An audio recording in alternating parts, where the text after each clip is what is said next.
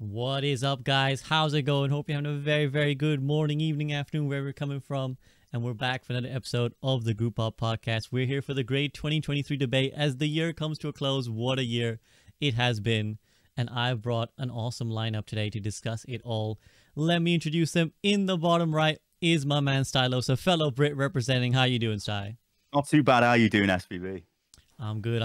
Excited to get to chat to you again. It's been a bit since we had you on the podcast, but always good to... I think that the last one was 4 hours long. Please don't be 4 hours long today. No.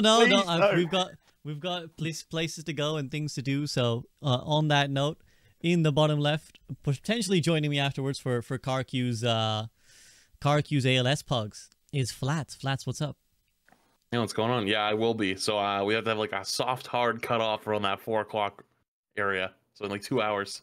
Yeah, so expect this to not go on much more than 2 hours. I will try. Obviously, when everyone gets in on the podcast, we just start going off and emotions come flying and there's thoughts we have to express, but we will try our best to join for that important cause for our homie CarQ. And in the top left, this is not a style choice. He is feeling very unwell, so I'm thankful for him joining us. It is Coach Spilo. Spilo, what's up?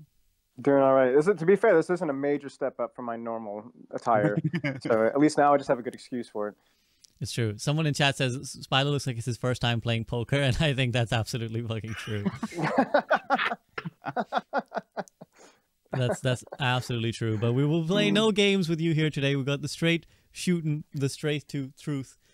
So we're gonna go over everything that's happened in this year. I've done some digging in the archives of the events of Overwatch, the patch notes, the directors' blogs, everything that's basically been coming through from Overwatch, and we're gonna go through all the major beats, going season by season. But before we do that, firstly, I just want some general thoughts from my guests on how they review 2023 big picture themselves. Guys, in many ways, this is, as we were discussing before we went live, this is kind of the year Overwatch, right? We launched 2022, but it was like October, and before we knew it, 2023 was upon us. So looking back now, and in what is truly the first year Overwatch 2, big picture, your feelings on it, success, failure, on its way, or on its way down. So Sty, you kick us off. What's your thought process? So it's kind of it's a year, but it's sort of split in two because it's sort of you've got pre-invasion and after invasion, and sort of like the pre-invasion, you're still not really, the messaging is still mixed around the game. We still don't know what Overwatch 2 is genuinely supposed to be. Are they just going to fully support PvP again, which is all they ever needed to do with Overwatch 1, by the way, but whatever. So we go through that, and then after invasion, obviously we get the infamous, PvE is really scaled back. We are still going to do some PvE experiences, but that was setting us up to kind of jump way far forward into BlizzCon, where they then start talking about, because there was a couple of notable things they said at BlizzCon. Walter Kong and Aaron Keller, in between them, I'm kind of ad-libbing a bit here, but they basically said that they've got people on the team now working on Overwatch 2 that haven't touched Overwatch 1. So that's a direct statement that this is a new game. And also, that PvP is the focus. That's what we're looking at.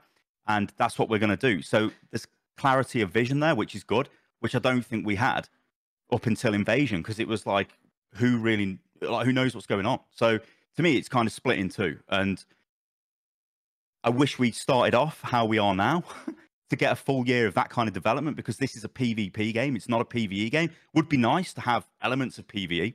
I think, like, I'm probably on record somewhere saying, hey, it'd be great if we had like a Destiny style experience. Maybe we had like raids or something like that. It brings a different type of player into the game, but ultimately it's a PvP game. And finally, they've realized that. At least that's what it feels like to me now. I think that's well put. It was in many ways. There's like a before invasion and BI and after invasion and AI. Wait, that's a dodgy acronym, but you get the point, which is it has felt like there's been a tangible shift. Flats, how do you view it? Do you view it similarly? This was it was like everything was until PvE was like one way and we're in a different way now, or do you view it differently in some way? Kinda. I was starting to get really kind of fucking annoyed back in like season 3, season 4, season 5, because like season 1, season 2, like, right, like things like look like they were gonna be good, and like a lot of people, a lot of creators like hyped the game up. It's like, holy shit, this looks pretty good.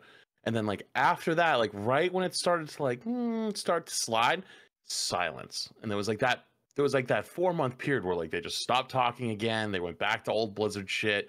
And now we know what it was. Like they were too scared because like they knew they were going to cancel the whole PvE thing.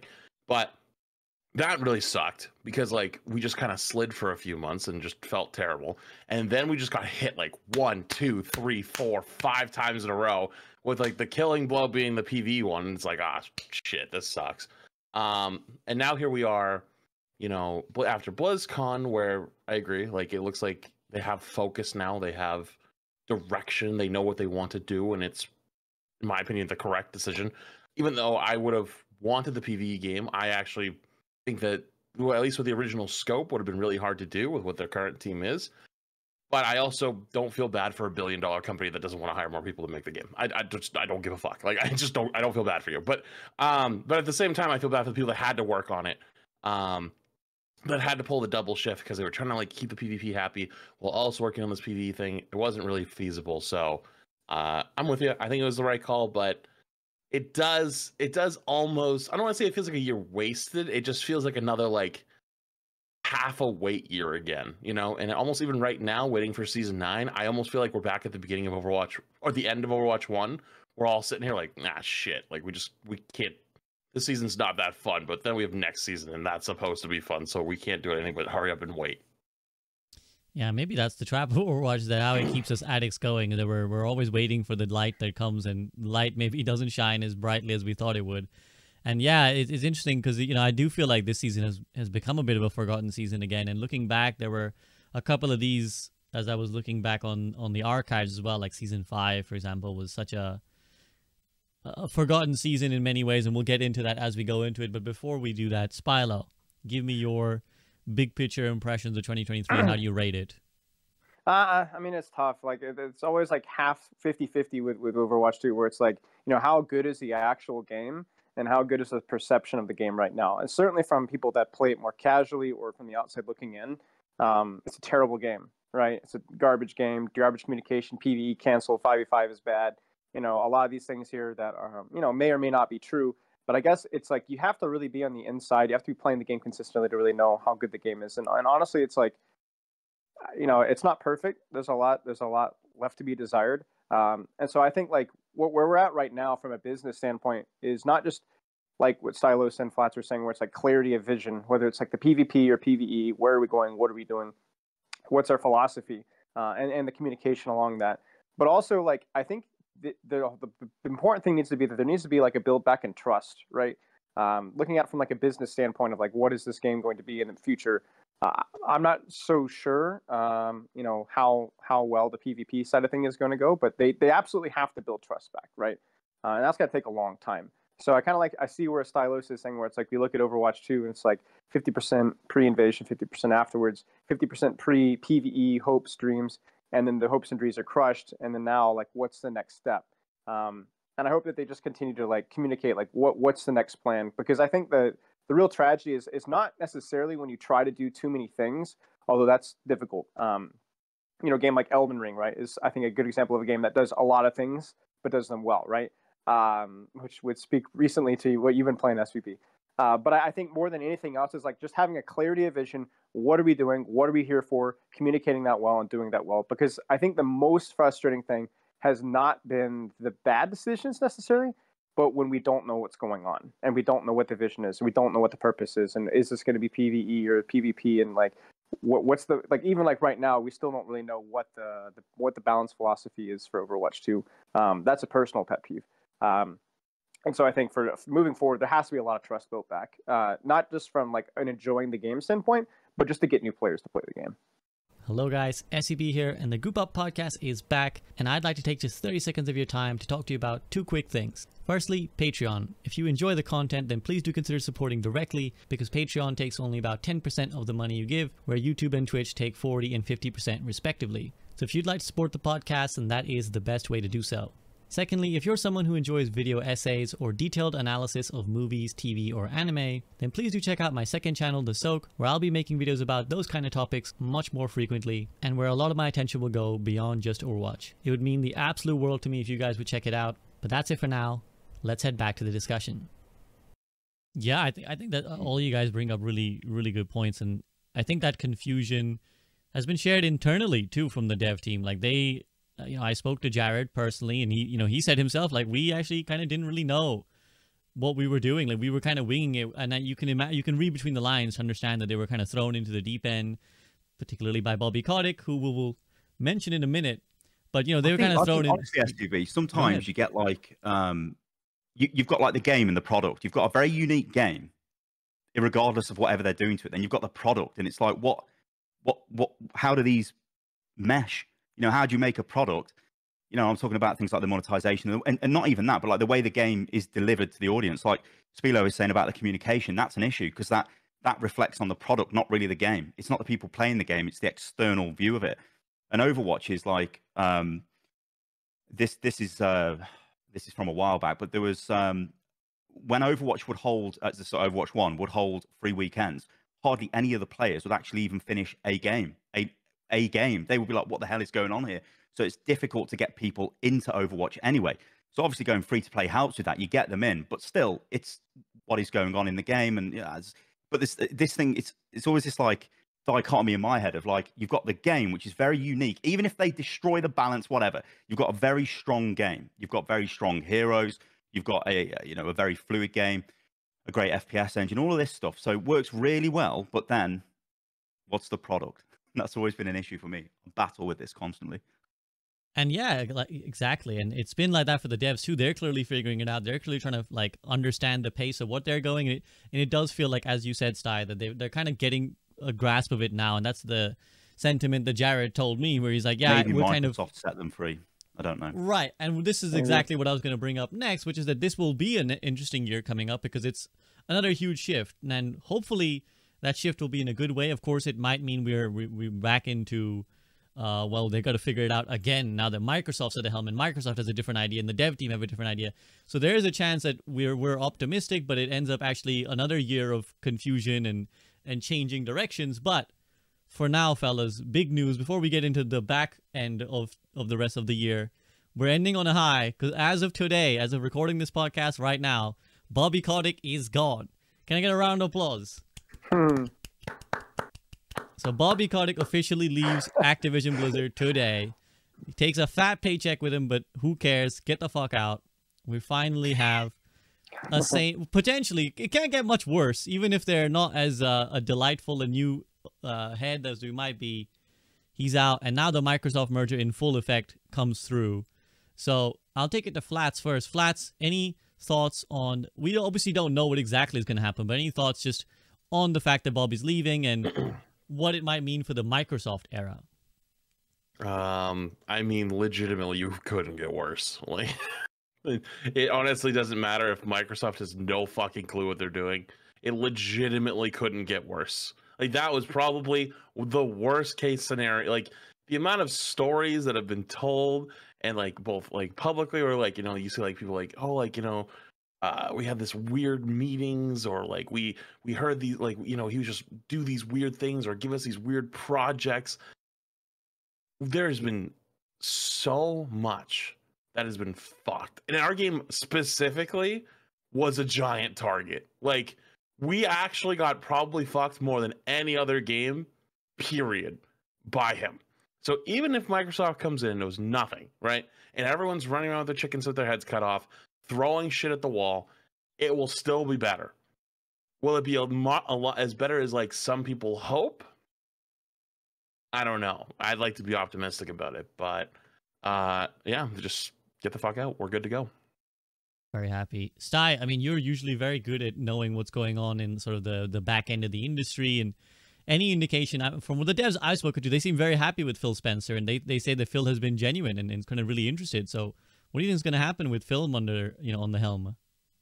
Well, I think, to be honest, like, Blizzard is now going from being a major component of a company to literally a grain of sand in a massive beach of Microsoft. And it's, I mean, what are they worth? $3 trillion. They're getting on for that. I think Apple's worth $3 trillion. I'm sure Microsoft is like $2.8 trillion. I mean, that is ridiculous. So they're absorbed into that world now. So I hope there is less pressure on them to deliver, because whatever they do, it will not materially impact Microsoft's share price unless they did something unthinkable. But you know what I mean? Like, they could literally Overwatch. This is going to sound extreme, but Overwatch 2 could fail completely, and it wouldn't even affect Microsoft. Wouldn't affect their bottom line in any way because it's such an insignificant amount of their entire portfolio. So I hope that it means that the management layer, you know, which then filters down to the devs, it's go away and let's change like the stack ranking of this game. Let's go. It's about, you know, games are art, then they're entertainment / gameplay, and then it's business. But with Bobby, it's business, minimal dev time, whatever, rinse, more money. Because what affects Bobby, or rather affected Activision Blizzard in the past, was if your MAU, so your monthly active users, are going down, if your revenue's going down, that affects your share price, and your share price is going down. That shouldn't affect Blizzard anymore. But this all depends what Microsoft do with them. Like, I mean, my hope is they just go, Blizzard, you your own thing again. Off you go. Just go and do what you do. Because whatever you want to say about Blizzard, they have delivered some of the greatest gaming experiences that there have been. You know, but we've had to deal with a lot of absolute shit recently because of all the you know, the Bobbification of gaming to make as much money as possible, which is gone now. So. Yeah, and that seemed to be the sentiment coming through during BlizzCon, where, you know, Phil Spencer's whole thing when he comes out for BlizzCon was like, we want to let Blizzard just make the games they make. We don't want to interrupt them. We don't want to like hold them back. We just want to give. You've got to let them cook. That's the thing, right? You know, you can't. Can you imagine being a developer and you're working on some like awesome feature? Bobby comes through and goes, hey, we need more designs for souvenirs. You're like, Bobby, what? You know what I mean? It's like, we're working on this now. That's. Ugh. Yeah, and Spilo, that, you know, that can't have been a good environment. That can't have helped with anything, as much as we have the criticisms. So do you think that, like, we do have a chance to see a true vision of Overwatch 2 with Bobby's shackles removed? Yeah, I mean, yeah, potentially. I mean, like Flat says, it couldn't possibly get any worse. I think the irony is, like, whenever you look at some of the most successful products, the most successful, especially this artistic stuff, whether it's a game, movie, books, whatever, the irony is, like, when the product becomes more important than the experience, the game, the movie, whatever, when the monetization, the productization of the item becomes such a priority, then the irony is that ends up adversely affecting the product, because it's so revolving around short term. I mean, look at Overwatch right now. Like, obviously, it's really impossible to know, you know, what could have, should have been, but you can't sit here and tell me that the forcing of looking at the short term things and the monetization model, and even early on in Overwatch 2, you can't tell me that didn't hurt revenue. Just through people getting turned off at the whole approach, right? You have to produce a good product, and then you can charge money for it. The problem, like I said, is when people put the priority, like Sty was saying, like, when you get these people in the leadership positions, that stuff trickles down. You know, that, can you imagine how demotivating that must be to understand that, like, you might be a very passionate developer or somebody up in the bigwigs, and you have to deal with that. Like, that's not only demotivating, but that's going to chase a lot of people out of good positions, right? You look at something like the Lord of the Rings trilogy, right? I'm a big Lord of the Rings fan. You look at something like FromSoft games, right? The first thing that comes to mind is not successful. Obviously, they are extremely, extremely monetarily successful. But those people really care a lot about their product, about their project, not from a money-making standpoint, but about the quality of it. I mean, from the top down, from the very, very top of those businesses all the way down. You know, and obviously I'm a bit of a Hobbit movie hater, because that's where you could see exactly what we're talking about right here, when the product became more important than the project, and you see what the result happens, and you see, and I'm not familiar with how much money the Hobbit movies made, but I can't imagine it was any more than the Lord of the Rings movies. So, you know, skeptic aside, I think, like, you have to find a balance. Obviously, these people are in it to make money. Unfortunately, in the world that we live in, you know, shareholder price is relevant. It's naive to say that it's not. But when the pendulum swings too far to the opposite side, you know, you're going to screw yourself over. And I think that that's something that we saw over and over again with Overwatch.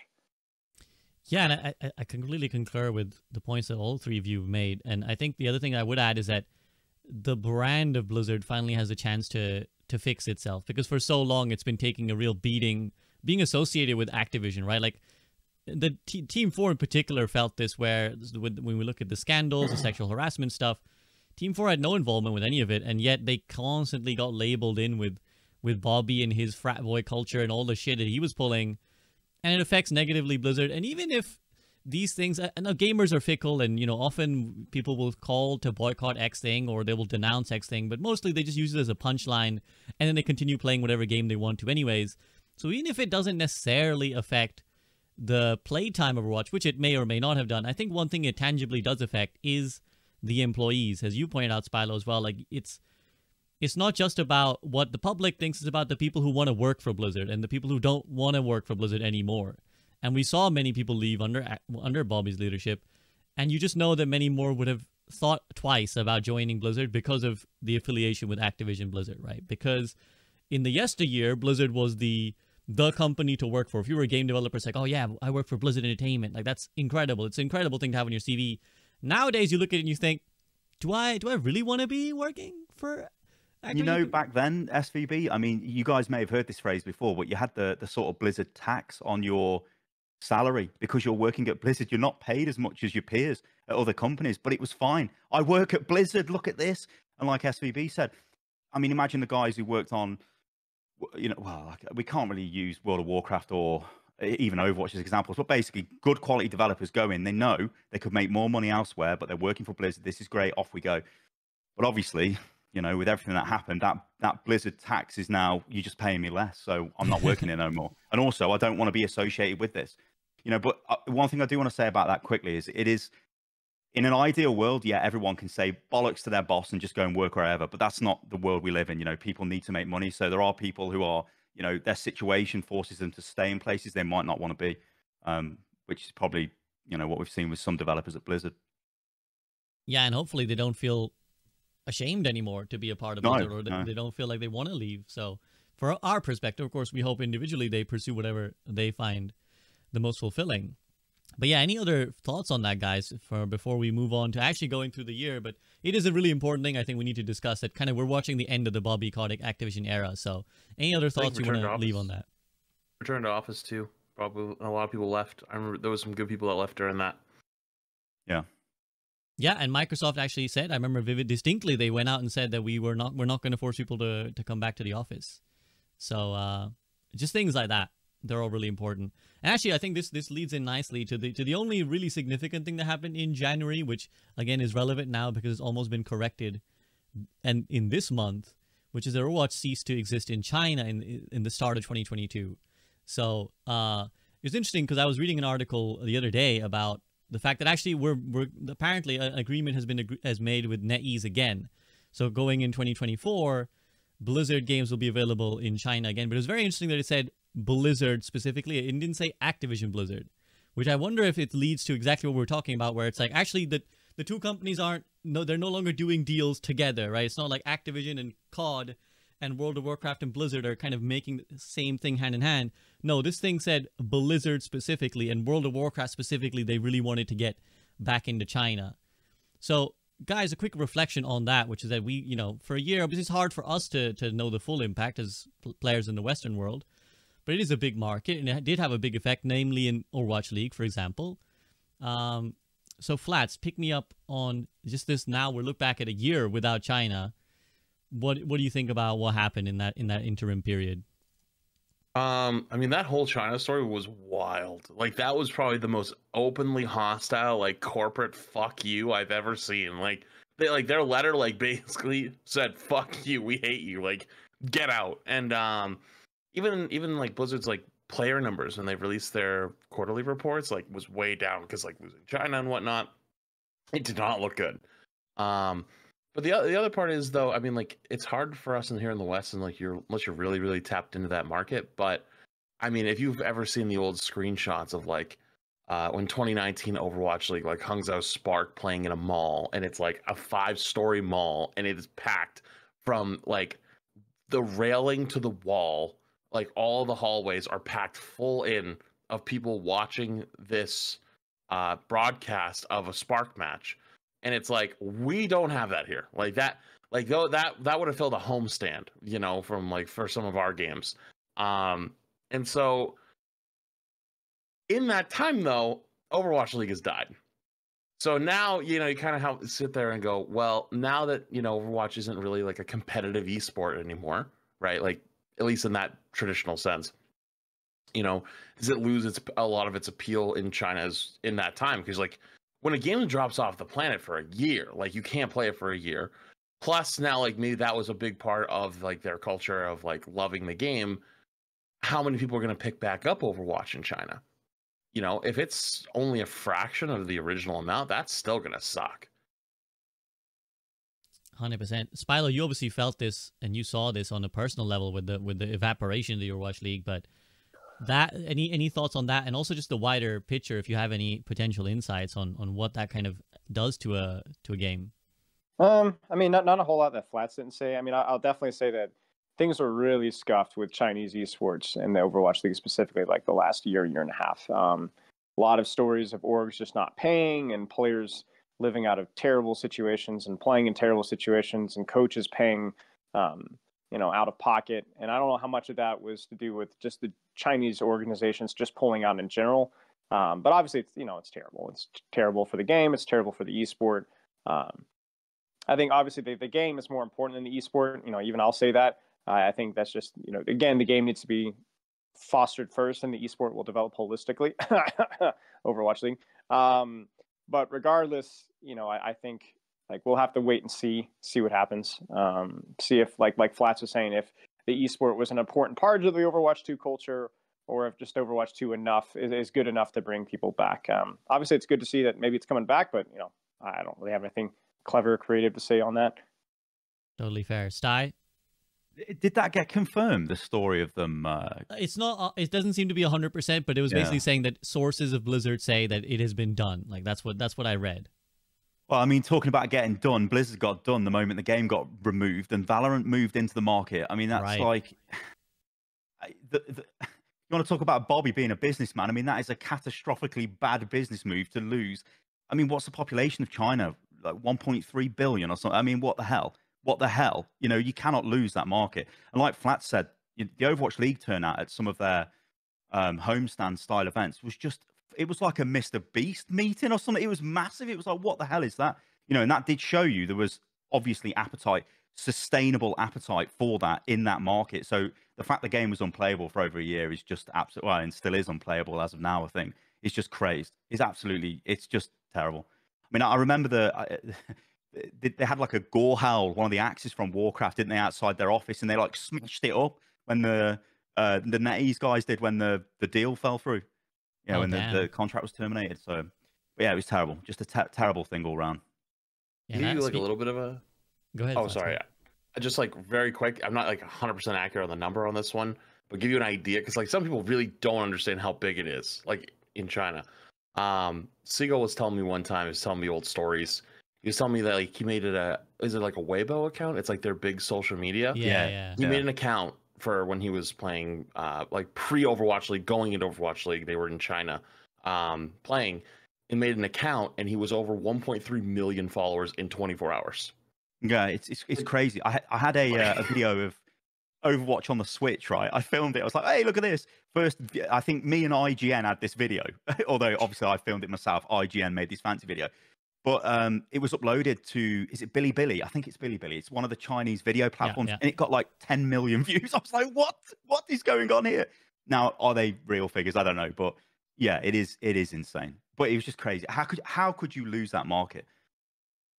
Yeah, absolutely. And the Gorehowl story speaks to what Flash was saying, which is that, the animosity that came through. Like, it's not just one thing that their deal ended, but to smash the thing tells you how much they detested seemingly Bobby, because they did take some shots at the specific higher up. So hopefully that's behind us, and again indicates why we think that the Microsoft deal can certainly not get worse. Now let's refocus in now on Overwatch, because that was basically January. By January, obviously season 2 was part way through. So we're gonna now kick in through the seasons that were actually launched in this year, starting with season 3, February, March. I'm gonna rattle off some of the big things, and we'll kind of touch on them all.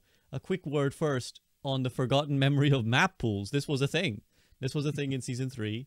So guys, map pools, how do we reflect on it now that we've been freed from that cage? I'll go to Sty first. I mean, they're just stupid. They're almost as bad as when they were enforcing hero bans and they were just randomly selecting heroes that were banned out of rotation. It's the same type of crap. You've got all these maps, let people play them. In fact, let us select what type of maps we want to play on. Sort that out, Blizzard. Spilo. I think the only benefit of map pools is that we get to dodge bullets, right? But that isn't really a real solution, you know. How about we just not make them bullets anymore? You know, like look what they did with Watchpoint, right? Like I think that's the simplest solution is that any maps that people really hate to play, you know, address the maps, right? Whether it's Circuit or Dorado or you know Power ESO, like whatever the case may be. But yeah, I never really got the appeal of map pools, to be honest with you. They were kind of a dice roll in esports, and in terms of like the casual competitive play, I didn't really get the appeal. Class. Yeah, no, in the same breath, say dodge a bullet, but then they come out and ban Kings Row, Eichenwald, Hollywood, like Li Zhang, just like, ah, shit, dude, I don't even want to play anymore. So yeah, thank God they're gone. Yeah, and I understand where they came from, because obviously they were like, well, we want to make it easier for new players because we don't want them to have like 50 maps to learn. So we want to narrow down the number of maps they have to get used to. And I think they said at the time that we'll revisit the idea of map pools. We're not done with it 100%. But hopefully, you know, looking back at it now, they can kind of think, nah, I don't think people like that. Especially with the fact that they keep adding new modes. They seem to be keen on just kind of throwing more stuff at the players, not restricting how much they have access to. So let's hope that doesn't come back. Other sort of big picture thing that they did in Season 3 was adjust everyone's SR. So if you guys remember, cast your memory back. Season 1 and 2, they had this whole thing where it was like, oh, we've accidentally put too many people in Bronze 5, and people aren't climbing out, and people were complaining that like, oh, well, I went 5 and 1 and I didn't climb out of Bronze 5, like what's going on? And a lot of people felt like they were being undersold with their SR, where Season 3 kind of reverses that, and Season 3 sees vast majority of the Overwatch community kind of shoot up in their SR and MMR. So I'm curious if you guys have any reflections now on, and this is also the time when they reduced the 7 wins to 5, and obviously we know that 5 is going to go away too. They add roll delta so that, you know, tanks matching, like the tank SR is matching the tank SR and stuff like this. So they add all these changes. How do you reflect on the Wild West that was this early seasons of Overwatch and figuring it out? And are we glad that what's coming in Season 9 is coming? So I'll go to Spilo first on this one. I mean, yeah, it was kind of a train wreck. I distinctly remember having, was it J3 and somebody else had a discussion with the matchmaker? SK, I think the it rank was. guy. SK, yeah, SK as well. So, you know, it was a bit of a train wreck. I remember Season 1, I think Samito placed gold on support, which was hilarious. But yeah, I mean, it was a bit of a train wreck. I'm not really sure what exactly was going on behind the scenes, but you know, it took them more than a couple of seasons to figure it out, which was definitely annoying. But it seems to have kind of sorted its way out. It's like kind of like one of those things where it's like, you know, if it ain't broke, you know. So I'm glad to see, you know, obviously the BlizzCon announcement that we're going back to where we were with the SR. That's obviously like really good news. But I guess there was a lot of not a lot, but there was definitely at least a little bit of boosting once they addressed some of the issues with Season 1 and 2, because in general there's like a huge player population that's just really bad at the game, right? That's joining it, which is good, right? Like, you know, that's good. But obviously that's kind of settled down. The boosting of Season 3 is kind of settled down, and so I hope we can get back to just, to me, ranking in MMR and SR is like something that you really shouldn't want to think about. You show up, you play the game, you get the reward, you see your number go up, you see your number go down. If we're having like these extensive conversations about it, that's usually a bad thing. That's usually there's something wrong. It should be a really simple system. There should be no mystery to it whatsoever. So the more we move that direction, the better. Sty, is that how you feel? Yeah, I'm going to take you back to January. So at the end of January, there was a dev update from Aaron Keller.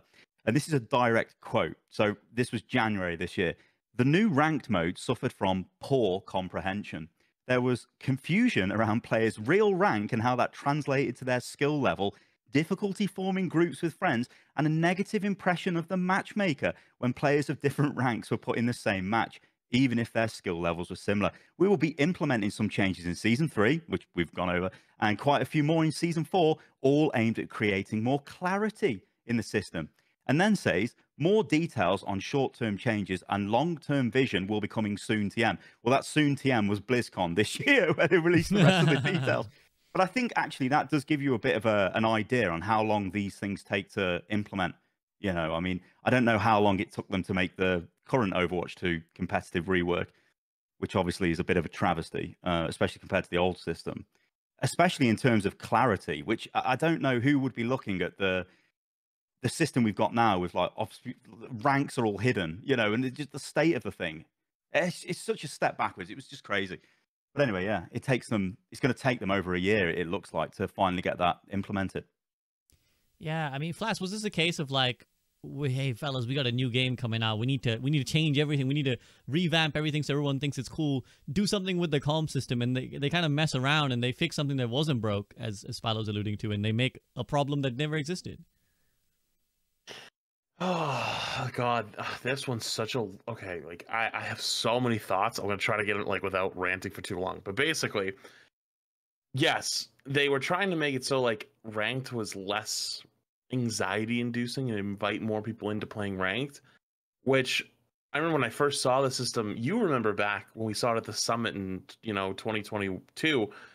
I pulled Gavin aside for like a 30-minute, like instead of having our 30-minute break, I literally was talking to Gavin for 30 minutes. I was like, this isn't gonna work. Like, and we were just going at it, like saying like why like things are gonna work or things aren't gonna work, and like that their goals are to like make it more inviting and whatnot.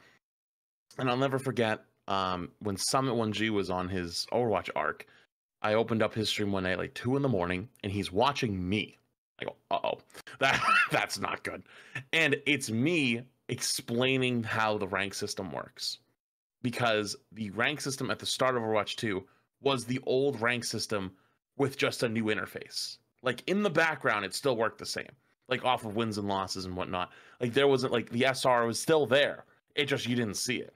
So I was trying to explain how like you could still climb and it's this many wins for these ranks. And it's like, I was like, it's hard to say, but like, Silver 5 would probably be like the bottom of Silver 1500, right? And Silver 1 would be 1900. You're getting close. And he watches the whole thing. He's like camera off because he's doing his summit thing. And then he just comes back and he goes, yep, I still don't understand it. I was like, fuck, we're screwed. I was like, damn, dude. People outside of like the core community had no idea. And then you had the problem of rank resets, right? Which I thought was a good thing. But the problem is you were still like, if you were plat, you got reset to silver, but you still played in the plat lobbies against plat players. Yeah. So you would get shit on, like you're 50-50 Overwatch, and you're like, oh my God, I'm getting rolled by silvers. My teammates suck. And it's like, no, it's not your teammates suck. It's just 50-50 Overwatch. You're in the correct rank, but they also are also your rank. So like, you're getting 50-50, but you see silver. So you're like, oh my God, I'm losing to silvers. My team suck.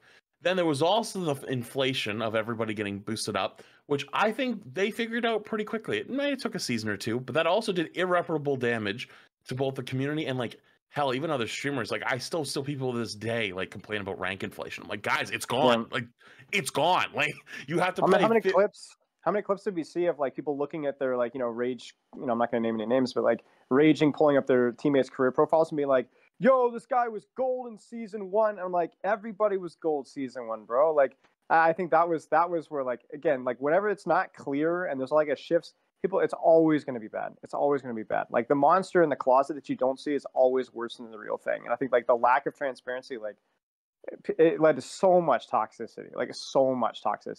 Yeah, and it's still there today. Like, there's still people that talk about it today. And it's like, even in top 500, like, it's like, dude, you have to win 50 games.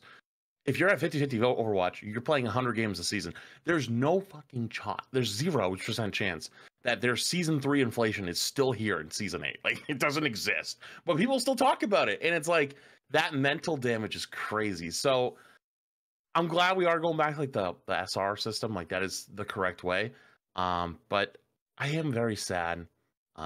It's almost like too little too late. Because all those people that came in Overwatch 2, especially like more competitive gamers that wanted to get into the game, and Apex people, Valorant people, like I saw like a lot of them come in, people that I knew or people I met, and like their want to play Overwatch died very quickly once the fun factor started to wear off, because there was no competitive, and like they didn't feel like the system made no sense to them. They're like, yeah, screw this. Yeah, and it's like one of those things where you do sympathize with the devs, because a lot of these aims were noble, like the whole let's remove comp anxiety from players. That's a good goal. Like we want more players to play up comp and feel like it's not a world of pressure, but at the same time, it is a comp mode. You do need to take it somewhat seriously. You do need to try, and the ups and downs are part of it, so you got to be able to handle that. And it seems like very few multiplayer games get this right. Apex notoriously had such a terrible rank system implementation that it might have done the same kind of thing over there, where like a generation of players are are just off that game because they're like, no, this was so bad, this was so poorly done. And in their case, it was kind of everybody ending up in the highest rank, and there's really like encouraging bad play styles. So it is a shame, as you said, Flat. So we missed the ball, and that does happen. It's inevitable that if you try something, you'll get it wrong.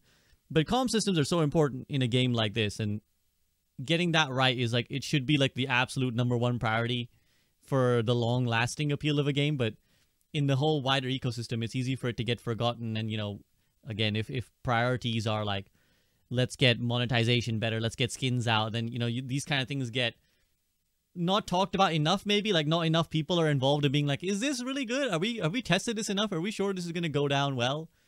And that's the question, right?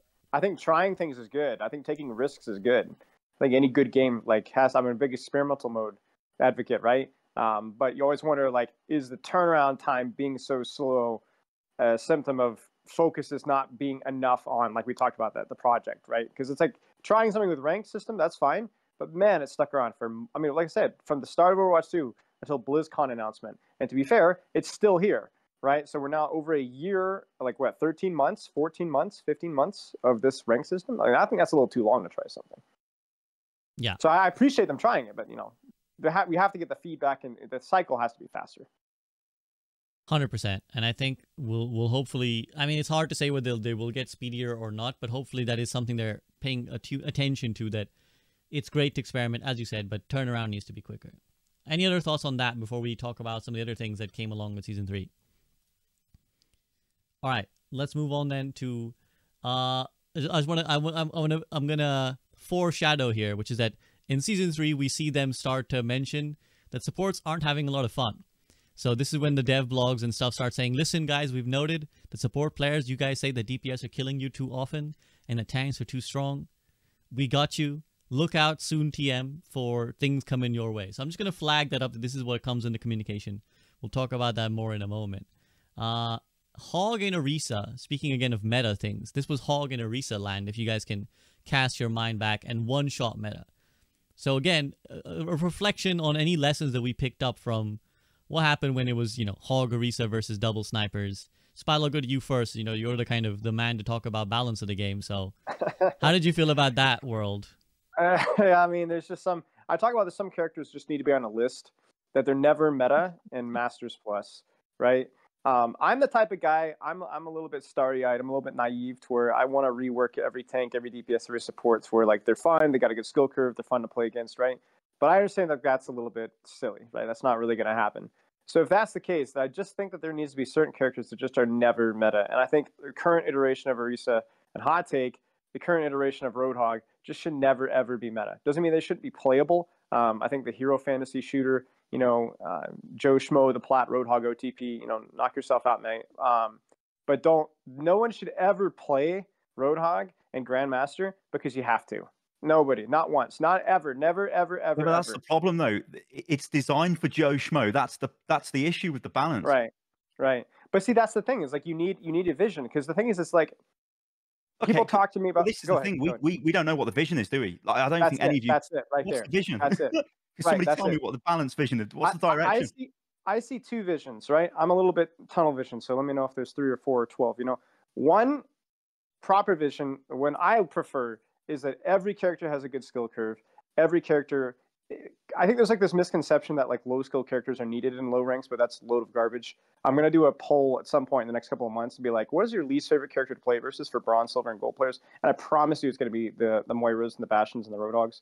But that aside, anyway, I think that if every character has a good skill curve, then every character is playable. Every character has, you know, is playable in lower levels and player in higher levels. So it doesn't necessarily mean more complicated of a character, just a little bit of a healthier skill curve. That's vision number one, right? Maybe that's a little bit idealistic, but that's the one I like. Vision number two is what we just said, where it's like we understand, and I'm not familiar with games like League, so I don't know where they fall into this, but we understand there's certain characters that they're just easy characters, and that's okay. But if that's the case, then again, like I said, those characters can't be playable in the higher ranks. And the problem with Overwatch 2 is they don't know where to fall. I mean, you guys remember was that Overwatch 2's release, or the dev blog, where it's like, we want every character to be viable. We don't want characters to be countered. I think you had that discussion with Jared Noose, their SVP, where they said that, okay, maybe we've learned that that's not really the case. Okay, well then those characters should never ever a high level Winston should never be forced to swap by a mid low level Bastion. Shouldn't happen. And yet that doesn't just happen. Malga. Right, exactly. And that doesn't just happen in Plat. That happens in the Overwatch League. This past Overwatch League Grand Finals, the best Winston player in the world, Gushue, was unable to play Winston because of Bastion. Right? And see, to me, that's where I think it's like, first off, we need to know what the vision is. Or maybe they need to actually have a vision. Because as it is right now, it's like there isn't enough of a discrepancy between characters like Lifeweaver, characters like Ana, characters like Roadhog, characters like Bastion, characters like Winston and Tracer. And that causes a lot of problems with the game. That makes a lot of people upset. And the reason why that's especially bad is not only does it affect lower rank players, but there's somebody in this voice call right now, Flats, who wants to play Reinhardt. And Reinhardt's a skillful character. So when Flats plays Reinhardt and the enemy tank goes Orisa on whatever, right? Flats is going to go rah, rah, rah, rah, and complain and whine. And he should. It's ridiculous. At Grandmaster Top 500. And so you know who hears that? All the plats and bronze and silvers and golds and watching the stream. And so they get this negative perception. I think that like there's this idea that like we can't listen to low rank players for feedback. I don't agree with that at all. I think low rank feedback is really important. Perception is really important. But you also have to really consider the high rank players, not only because you can have your cake and eat it too, but also because those are the guys that are setting the perception, like the culture of the Overwatch 2, your streamers, right? And if they're frustrated and angry and upset and don't want to play the game, that's going to trickle down. And it's naive to think that it's not. That was a little bit of a rant. So. No, I mean, like, go ahead. I would say to that though, yeah, watching higher ranked games, it's almost like you're peering into the future. You can sort of see what's going to start filtering down the ladder. Not so much what content creators say, and do, because I think sometimes that is blown out of proportion a little bit, because you have to remember, anyone who's consuming content on this game is somebody who is like, the average player doesn't even know who any of us are. They just sit down, turn the game on and play move on. So it still is a little bit of it's like a very small view of the Overwatch player base. It's very vocal, don't get me wrong. But but I still do believe balance filters down from the top, and they should be looking at that saying, well, these are the issues we see here. How is this going to affect this? But this is a problem. It's like the game it's not one game, is it? It's completely different at all different ranks, and aren't the majority of players gold and below? That may have been Overwatch 1 stats, but I mean, it's probably similar. It's got to be. Oh, they don't even play comp, do they? Didn't Jared say to you, SVB, that they will play quick play anyway? So yeah, exactly. It seems like the majority of players play quick play anyways, and so it feels like we can take comp more seriously than we thought we could. Like, because we were always, I think, on our side of the community, we were always like, I think quick play is very popular, but maybe we need comp to be playable for gold players. We need to look at that. And as Spilo said, it's not that we should ignore them, but I think we can ditch this idea that comp needs to have baby gloves and that needs to be like super accessible and super easy. Well, we said that everyone's playing quick play, so let's make comp the thing that the tryhards wanna engage in, right? And I'm still getting picked in quick play. My Bastion. It's true.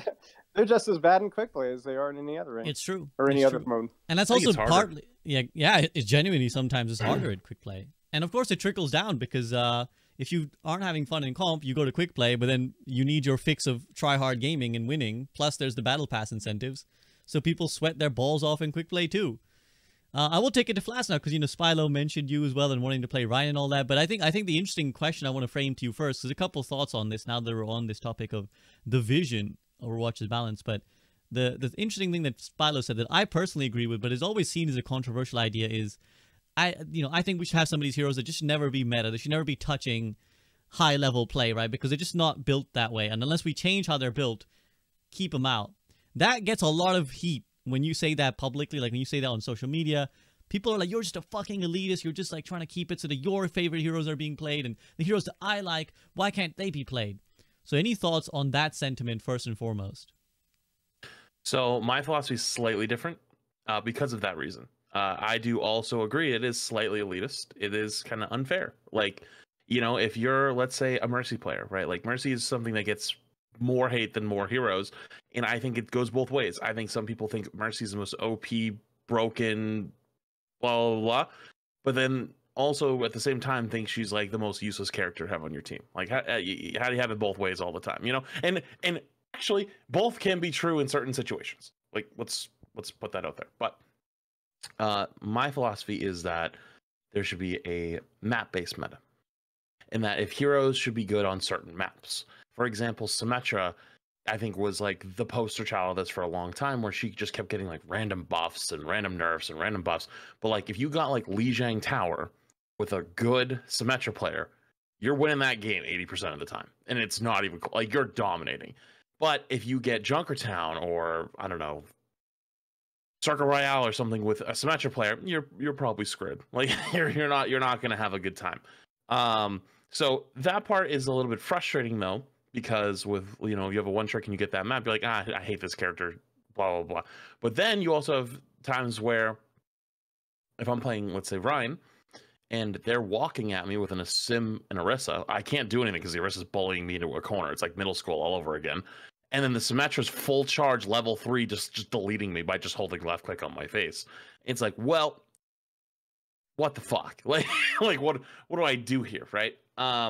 So I think like certain characters like Orisa is a great example where Orisa's just fucking boring. Orisa's just boring, right? Like and I even when Orisa was like OP a couple seasons ago, like that was before people started shifting to Sigma. I was like, I think Sigma's better, guy. Like I was like, I don't think Orisa's that good. Like I made a take on, and I think crap, like one of my channel manager made a TikTok for it of me saying Orisa's not that good. Like Orisa's just a wall, right? Like you ever fought a wall, chat? Like if you punch a wall, it hurts. But just like walk around the fucking wall. It's not that hard. Like just leave the Orisa alone. She doesn't have that much kill potential half the time. Like and people are like, what? And then like a week later, we see like some tournament play and everyone's playing Sigma. And it was like, oh, maybe Orisa wasn't that good. And then we saw in World Cup, the teams that played Orisa comps were losing to the Sigma comps. And like, yeah, there was like a balance patch in there too. Like, so to be fair, like that. Oh, maybe Discord issues here, chat. The play against, it felt like you were fighting God. But if you were playing the Orisa, like you didn't even feel that impactful. You were just sitting there hitting your buttons and trying not to die. And your health bar is going like this the entire time. Or it's just like slowly trickling down, going back up and then getting deleted. And so I don't necessarily disagree like certain characters shouldn't be hard meta, because I'm with you, it's just unfun. But I also don't want to be the guy to be like, if you're someone who enjoys playing that character, I don't care, your character shouldn't be hard meta. To me that doesn't feel totally right. But I think like every character, it's fine to have characters that are strong in certain situations and have them be strong in those situations. But it's hard when you try to balance it so that like they're always good all the time, because they're going to break in certain aspects and then all of a sudden that's when they're hard meta and they're unfun to play against. And you have some low skill character Orisa dominating, and you have like what would you consider like a higher skill character, maybe like a Sigma or a Doomfist or something like that, just getting dominated by a guy who knows how to hit his spear, spinny spear, and fortify in the correct order, so that's a hard question to answer, because like in a perfect world you just pick one, but you're gonna always piss somebody off. And that is the nature of game development. You will always piss someone off. I'll take it to Sty in a second, but first I want to give Spilo the chance to kind of respond to what Flat said. Well, I mean, I don't disagree. I think he makes good points. I think the key thing for me is this: it's not that I don't want characters to not be viable; it just shouldn't be hard meta, right? And I think that one of the things that Flats is saying, where it's like, having characters with strengths and weaknesses. I mean, it's SVB. That I'm a big proponent of the dynamics of Overwatch character design. So when you have characters that really only have one thing they do, like Orisa survives, like Flats is saying, just survives, shoots the enemy tank, survives. She doesn't have the mobility, she doesn't have any range, she can't make any plays, she just shoots tank. Bastion, all these characters that really only do one thing, even Mercy to a lesser extent. I think that's when you start to have problematic balance, because either those characters are not useful because they don't have like ways of outplaying. Like it was funny when I did something on my stream several weeks ago of like counters, and it was hilarious how many counters Bastion has and still is meta. Like that tells you, right? Like there's so many ways to beat a Bastion, but he's just so freaking easy and just so strong, right? So I think like, again, like I said, my perfect world is I would love for, minor tweaks or whatever to make all these characters have different skill expressions and not be quite so easy to play. But I think that's just a complicated discussion, and more than anything else, I would just love it if the developers were more not transparent, because I don't think it's a lack of transparency.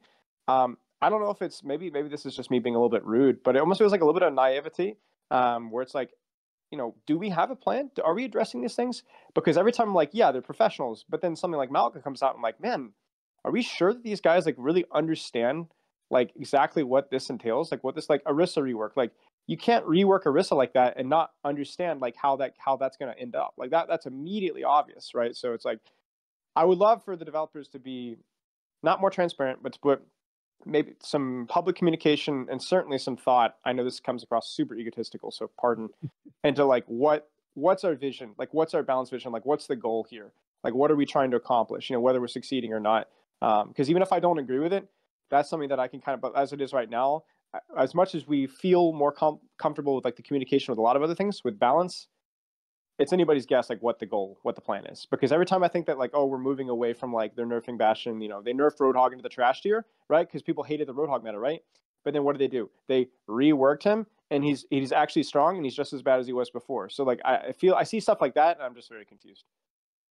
Yeah, I'll just quickly add, because I can't let go of some Roadhog hate without adding in on top, which is that I think their answer, what does concern me, and I agree exactly what you said, Spilo, which is that I can disagree with their vision as long as I can see their vision.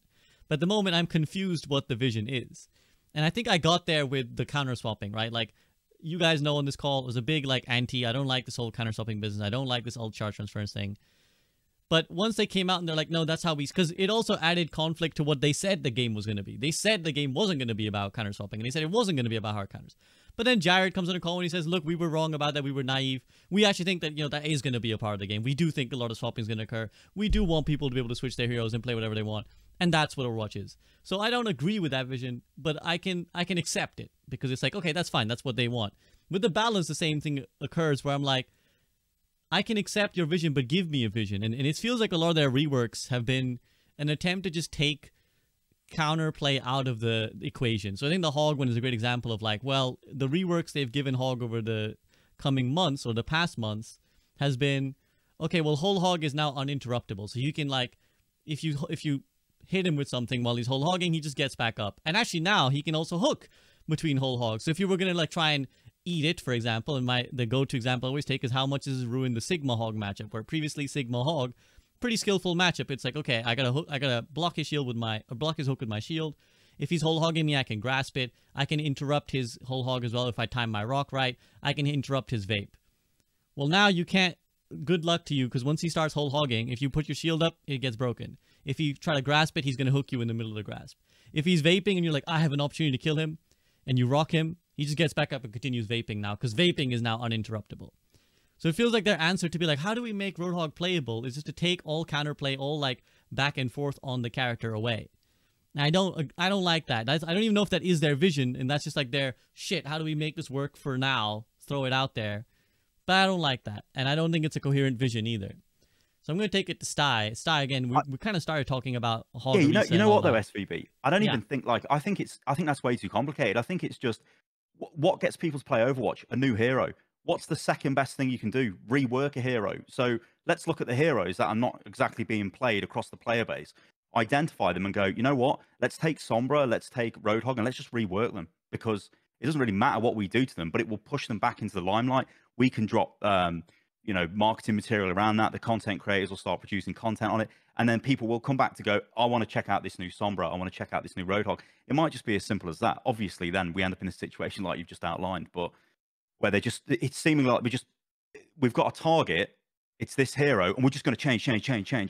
I think there was a Soldier 76 buff a while back where they buffed everything in his kit, and I was like, what are they doing? Like that was they hadn't really done that before up until that point. They usually would just tweak, maybe his damage on his primary fire, but it was like primary fire, Helix rocket damage. And I think they increased his heal as well. It's like all at once. It's like, whoa, they want him to be played. It's like, yeah, play that hero. And sometimes I get that's like the overwhelming feeling I get when I look at it. Yeah, I think so. Fellas, any other thoughts on this before we move on to talking about some of the other things that came in Season 3? I mean, Sai's look is very pessimistic, but it's probably at least partially accurate. I think my concern is that, like, for every player that wants to log in and try the new Roadhog, there's somebody that doesn't want to play the game. Like I know a lot of people in my community that have been actively avoiding ranked with the current state of Malga right now. like, which is obviously like he's a new hero, a little bit of a different situation. But like, there's a lot of people playing because of Malga. There's also a lot of people that are like, this is terrible. This is just absolutely awful. You know what, So Spilo? That's solved and both unsolved at the same time by introducing hero bans, because you have the problem of, yes, we've got him out of the game, but then, I've bought this battle pass. I want to play my hero. I cannot. yeah, That is a massive issue until they change the monetization of heroes. And then guess what? You open the way to introducing hero bans at certain levels of the game. Have you seen the And clips? Which So, then by the brings way? in a map meta, Have you seen or the at least clips assist with it. of people in ranked games leaving the game to go buy the battle pass because they're Oh, getting yeah, smoked by Maga? yeah. Those are my Yeah, favorite. yeah. They're so good. Yeah. And they do draw into question. I mean, we may as well discuss it real briefly. Is that they do draw into question that whole model, and that's another thing where we've kind of evolved as Overwatch 2 was launched, which is that this was a big thing on launch, that heroes would be behind a battle pass. Obviously, you can earn it in the free track, but it was a big change, and kind of now we're getting to the point where they're reversing that change potentially. Again, Jared said that's their goal, that they want to get there. We don't know what that means and what form that entails, but seemingly they also recognize that was bad. So Stylosa, any reflections on that? Well, I mean, even just outlining the language that you said that he used, I mean, that again it's like, it's evasive language. You're doing it or you're not. I mean, something like that system, if you're going to remove heroes out of the battle pass, just say, this is what we're doing and we're removing them out of the battle pass. That's the end of it. Leading people down a path of like, we might do that, we might not do that. It's all like, again, it's what's going on. And as more heroes added to the game as well, this compounds the issue of them being locked in the battle pass. I think one of their plays was sort of like, they sell these like packs where you can get all of the heroes and they'll be on special offer. It'll be like $10, $15. All of the Overwatch 2 heroes, you can buy them now. Of course, we're not going to interact with that, but new players might. And again, this is the issue with new players coming into the game and keeping them engaged in the game. The more heroes, the more complexity that keeps getting added to the game. It's difficult. Yeah. Okay. Any other words on any of that before we move on? Flats or Spilo, anything you want to add? No. Okay. Well, let's move on then to the last significant thing of Season 3, Loverwatch and the One Punch Man collaboration. So two kind of outside the gamey things. So Loverwatch being the Valentine's thing where you could romance Mercy or Genji, and they had the Cupid Hans, obviously, and then the One Punch Man collaboration where we had the like Doomfist skin and a couple others. So I'll take it to Flats first. Flats, Loverwatch and One Punch Man. Any thoughts on kind of the start of what would be grown on later? Overwatch fucking was awesome. Best Hanzo skin that's ever been released. Probably, I honestly think it's better than the Mythic. But really quick on One Punch Man, because I was someone that actually defended this. And now I'm kind of looking back and I'm kind of fucking annoyed. Because when they did the One Punch Man collab, there was a few skins that people were like, this kind of looks like almost like a recolor of the normal skins. And their defense to it was, we want to make sure the characters still stay somewhat, looking like they are. We don't want people to like not know what certain characters are. And as their first collab, I understood that. But then the Seraphim ones are like so much more detailed. Everything other than like the One Punch Man, like the Saitama skin for Doomfist. Like other than his, like the rest of them are all like, well, yeah, all right. But the Seraphim ones were so fucking good that it's like I sit there and I go, like, was it really that for the One Punch Man skins, or was it like, that was just the convenient answer, of like, oh, like we just wanted to make sure they were staying in the, and they wanted to look like the regular heroes, because they did so much more with the Seraphim ones than the Doomfist, or sorry, the One Punch Man ones, other than the Doomfist skin. It made me go like, huh. But, it was their first time. I'll give them a break. It was their first ever collab. And apparently they said they're like kind of teased that they have a bunch more that are coming up, which is awesome. Probably one of the best things from this year, though, both of those. Styles, you concur, some of the best, most notable things of the year? I think, again, fast forward into BlizzCon, when they announced there are multiple more collaborations coming, I think this is how the game will be monetized. They obviously generate the most money out of anything they do. I mean, the Seraphim skins are literally everywhere. One Punch Man skins, I maybe don't see them as much, but did around the event. So I think these type of like brand collaborations can be a positive for Overwatch, because it does give it that sort of gives it that like kudos, right? It's like, hey, look, we're still relevant to some degree. We can work with these bigger brands outside of our little world, which is a good thing. I think like with the One Punch Man stuff, you know, they're always going to use that defense of like, hey, you know, like look at Terrible Tornado. It does look like it, you know what I mean? Like, what else could they do? But yeah, it's just a recolor. Let's be real, you know, there's not much effort that's gone into that. But then again, it depends on all these, like these commercial like collaborations are going to have loads of restrictions on them. They're going to have time frames on them. It's going to be, this needs to be produced by this time frame. Then it needs to be approved by that third party. Does this meet with their IP? Are they going to allow this to be integrated into the game? And it's very complicated. But I do agree, the Le Seraphim stuff is like, it was... I mean, in some ways, it's a little bit sad because the whole animated short style, animated short advert for it, I mean, surely that takes away the time that would be used for Heroes when they launch, you know, and that type of thing. But it's just it's a different ecosystem we're in now. And probably it was a good financial decision for them to do that, because, I mean, it must be hella expensive to make animated shorts. I don't know what they cost, but I mean, per minute of animation must be incredible amounts of money. But you know, we all remember Dragons, yeah. We all remember all the awesome cinematics. Like, what Overwatch 2 cinematics have really, like, where's the Ramatra cinematic? Yeah. Did it get canned for Le Seraphim cinematic? I don't know. You know what I mean? But I understand why. You know, that obviously makes a shit ton of money. But yeah, I think the overall quality of the Le Seraphim collab was incredible, and it most definitely is their way forward next year for monetization. Yeah, it's a good point you bring up, and I think it shows you the changing nature of things. It feels like Ramatra in many ways was meant to be this PvE tie-in hero, right? He was meant to be this hero where it's like, when we launch Ramatra, we're going to launch the PvE, and we're going to launch... Right. So the Toronto mission, it's like, who's this bad guy? I don't know. I don't know who this guy is. He's been in the game right, for exactly. 5 There's, months, there's you know all this I mean? like, oh, who's this voice that's suddenly speaking to us, this big bad villain? When will he... Oh, wait, this is... Yeah, 3 months ago. So it's like you get that sense of like a shifting product, right? Where it's like, well, we want Ramatra to be this thing that launches the PvE, and then partway through they probably realize, shit, actually... We're just going to release Ramatra now. The PvE is going to be slightly different. Then the PvE drops, and they're like, oh, actually, we don't even know if we want to do PvE anymore like this. So, like, these things probably make it hard to focus on how they want to unveil more aspects. Because I imagine if there was a Ramatra cinematic, it would be very heavily story-based, right? Be like, oh my god, what's Ramatra doing now? And, like, what's his plan with Null Sector now? I mean, if there was, surely it would be the launch cinematic for Overwatch 2. You know, he is the bad guy, effectively introducing that, you know, faction of Null Sector. Right, whereas you compare that to the Le Seraphim thing, I like it. You compare that to the Le Seraphim thing, that's timeless, right? It doesn't matter. We can just hit go on that one, and whenever it launches, it'll be correct, because it's just the characters vibing and going to concert together. So it's probably safer, probably easier to develop, and like in that sense, right? And to Flats' point about the One Punch Man skins, I will give them this much, that, you know, I imagine that was their first one, and they were kind of figuring a lot out.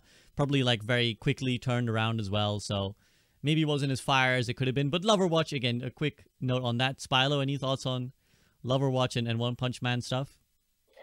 I mean, I just think Overwatch is at its best when it's silly, not serious.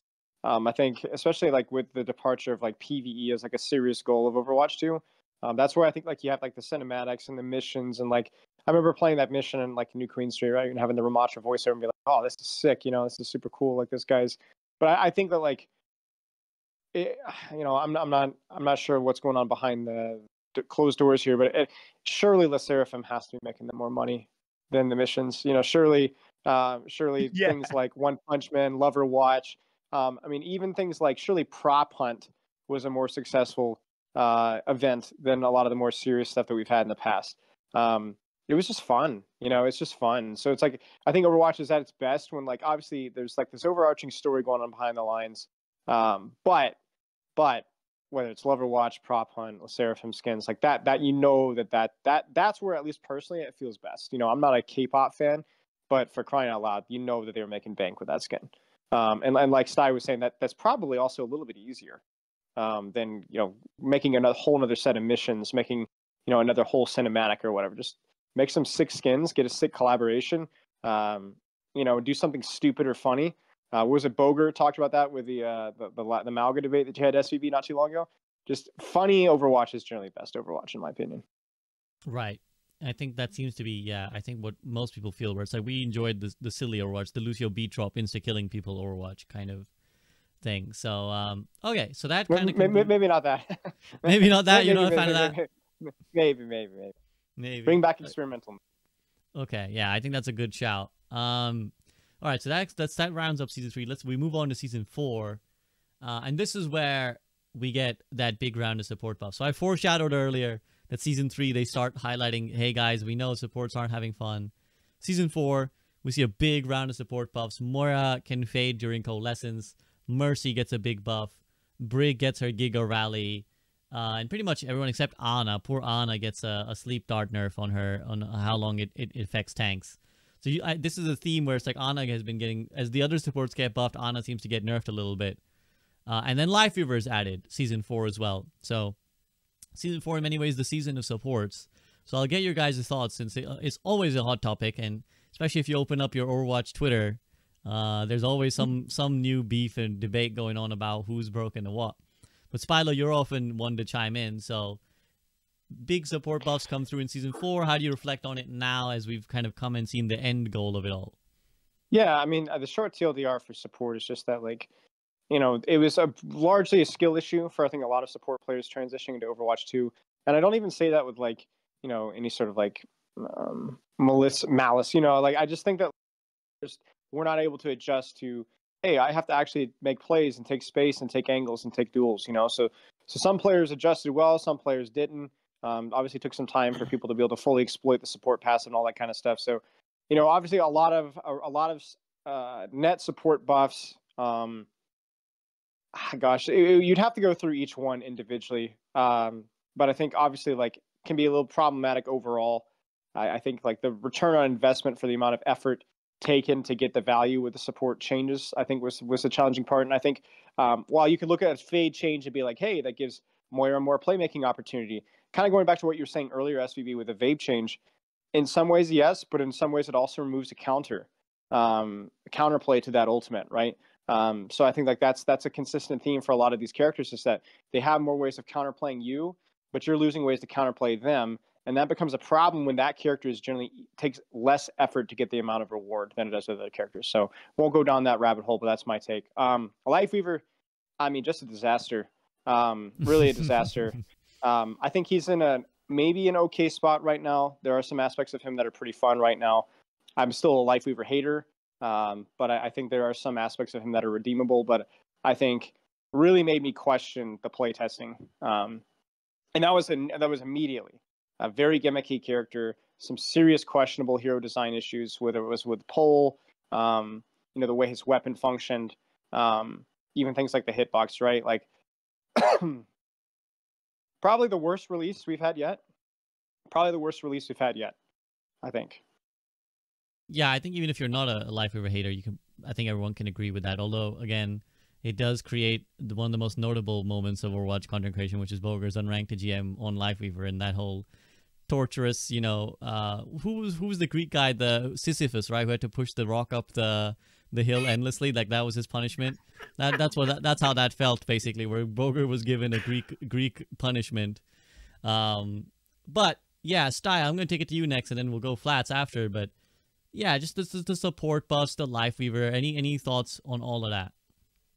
I mean, I agree with what Spilo says, but, like, it's funny because, again, if you kind of look at it, it's like we've got a new support hero launching. We're going to just launch a massive suite of buffs for tons of support, package this all together. Hey, it's the support battle pass, guys. Get the pass. You know, people then pick Lifeweaver up and go, what the hell is this? But they might play other supports then. But I don't know. It's just, I think these are issues they're still dealing with now. And again, this goes back again to the whole thing about what is the direction of the game? Is it battle pass balance? You know, in terms of balance, is it just this hero is not being played, so we're just going to buff this hero? Is it we don't know what's going on with the hero? I mean, you look at the way they launched or made Malga playable at BlizzCon. Now, that would be great for data collection, but then look at what they did with that data. You know what I mean? It's like, what the Malga that's in the game now, why is he still like that? Because he's in the battle pass. Yeah, I mean, that's certainly the cynical interpretation.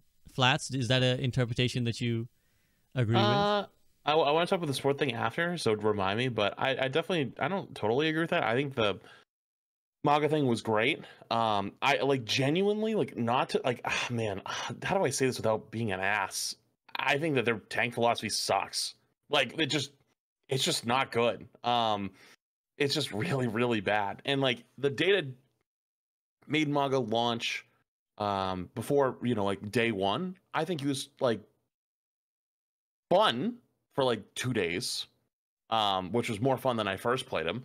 But the character's design is just terrible. So like in another world where it's not MAGA and they did this, I think some other character that comes out would have probably been a lot of fun for a long time. Matt, do you think he's a hero that was just designed off the concept art because it was so strong? Way back with the Batiste. Yeah, there's a good chance of that, actually. He's like a roadhog, like a shitty roadhog, you know? So it's almost like we've got these two chain guns. This needs to be the guy, and he needs to do loads of damage. And how do we put this into a tank? And then he's a big guy. He needs to be unstoppable. And it's sort of like that's kind of the path they went down. I don't know. Yeah, I mean, yeah, it's like, I mean, this happens with Overwatch a lot, and they kind of make things that are really fucking cool and things that people want to play, but then they don't think about like the impact it has on the game till later, right? I think there's actually like an old Riot dev out there that did an interview years ago that like kind of threw shade at Blizzard for that, when they were talking about the difference between like League and then eventually ended up being Valorant and like what, you know, Overwatch does.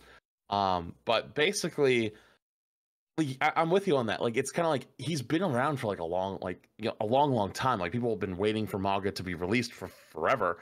But like the way he actually played in 5v5, it's just like Roadhog but worse. And it's like I don't actually know how to even fix the guy, because I think you're either gonna make him just awful to play against and like honestly kind of boring to play. Like if you've seen high level MAGA play right now, it's both MAGAs walk 2 inches away from each other, both pop their E and just stand there, go and just like don't let go, and you can't shoot anyone else, because if you shoot someone else, your lifesteal gets sucked down, and then you just explode. So it sucks. But to your point though about the whole battle pass thing, and this is why sometimes when people try to like throw things in our faces, like when like certain things get said, like for example, I was having a little bit of a discussion about like the quick play stuff recently, and like how quick play is like basically ranked with just without a number. And people are like, well, you know, Jared said on, you know, on your podcast the other day, like, you know, and he's like, oh, like they want like quick play to be super sweaty and competitive. I go, I don't care what they said. I disagree. It's a stupid thing. Like you shouldn't have the casual game mode be like hardcore sweaty comp where people are flaming each other and going crazy. Like that is dumb to me. Like if you want to play competitive, play fucking competitive. And to the point, when Lifeweaver came out, I think Jared actually said they don't want to release like overly broken heroes to push the battle pass, right? And that was a cool thing to be said. Like that's a good thing. But then Illari comes out, and like I actually disagreed with Jared. I think it should have been like Illari, where they're on the safe side of strong, because when a new hero comes out and they suck, nobody wants to play it. That's boring. Like Lifeweaver was the most depressing stream day, because it was the first time they decided not to do drops for the beginning of a season, and Lifeweaver blew. So the whole category, right, like, you know, chugging, season comes out. Within 1 hour, the Overwatch category went from like 100,000 viewers to 20, because nobody cared about Lifeweaver. Nobody wanted to watch it. What thing was boring? Nobody cared. It was just everyone left. It was like, wow, this character blows. So Illari, they fixed that, and they go the safe side of strong. They release her. She's really strong, and then boom, hit her with some nerfs before she hits ranked. And then when she hits ranked, like she's still strong, but not as strong as she was. And then later on, they adjust her again, and I think she's in a much better spot now. Then MAGA comes out, and it's the Battle Pass hero, where you need the Battle Pass or you're just going to lose your rank games. So we have what was said before, which was we don't want to make characters giga busted to force people to buy the Battle Pass. And not 6 months later, here we are, and people are like, holy shit, they're trying to force people to buy the Battle Pass. Is that a philosophy?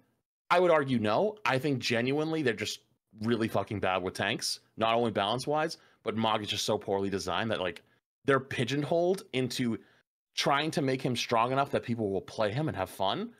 But because he's so shittily made that they have to giga buff him, and they broke him.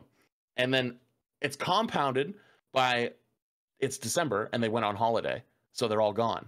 And so we're stuck with Giga MAGA for the next, couple weeks? Yeah. You know? That's where you have to really question the internal testing. Because like you look at Malga and you look at Lifeweaver and you're like, no way that they were actually like seriously played these characters. Like obviously they did, but like you have to question like the quality of that testing. Because I agree with you. I don't think like it's a malicious choice. I think that's a cynical way of it. I'm sure at least to an extent they're trying to like make the character strong. I think that's, like you said, better to be on the safe side of strong. But like surely like they saw that Lifeweaver wasn't strong. Like surely they saw that Malga was like really really awful to play. And I think like that's where like that's for me, especially with like this Bobby Kotick thing gone. Like I think that's like my biggest concern with Overwatch 2 moving forward. It's like, what is the internal playtesting? How good are these guys at like not just balancing the game, but designing characters that like I said, not just the numbers of the characters, but the actual design of the characters. Are they healthy designs? Because like you said, it's going to be very difficult to make Malga anything but frustrating to play against. Yeah, actually, this reminds me of a vivid moment that I'd actually kind of forgotten, but it's like it's flashed back into my mind now, which is that Flats, you were there when we were at the Creator Summit in 2022, and they showed us a quick preview of Lifeweaver, right? They showed us like a very little like, here's Lifeweaver, here's what's because they were like, they showed us like a couple of things that were coming with the launch of Rush 2, but they were like, okay, big picture, here's the thing coming later. And it was like, here's Lifeweaver. Exactly like, what you're about to say. It was really cute. And I remember like this was back when I was like fake canceled and I wasn't sure if I was going to come back to making Overwatch content. And so I was just chilling. I was just big chilling, like, I'm just here to watch. I don't even know if I will come back to watch. And then I saw Lifeweaver and I was like, this is fucking cool, man. Like, this is like a League of Legends character, right? This guy's like a hot twink. He's blonde. He's sexy. He's got his chest out. This is perfect. Overwatch is going to kill it. And look at, he's got these cool abilities, like pulling people. This is going to be sick. Like, this is going to put Overwatch back on the map. And I was like, I went back and I was like, I told my chat, I was like, guys, I was at the summit and I saw this thing and I was like, this is going to be a hit, man. This is like, Overwatch is going to be on the market with this one. And then Lifeweaver drops in Season 4. He's the most pathetic hero that's like launched ever. Nobody gives a shit. And like, Wait, the hype. Discord freeze for anyone else there for a Yeah, sec? it or was did. just- It does. Yeah, it for like does. 10 seconds, you just disappeared, and I'm not gonna lie. I think Discord's been, I think Discord might have frozen again. Well, my rant has been recorded. Hello, There yeah. goes again. I think There goes Discord's having a Oh, no. moment. Okay, I think yeah. Discord's having a moment. Okay, well, my point was, I was super hyped about Lifeweaver. I thought he was going to be like this big transformational hero for the game because of how marketable he should be. And then he dropped. It was super underwhelming. No one gave a shit. And probably if it wasn't for Boger, I don't think people would be paying much attention to him at all.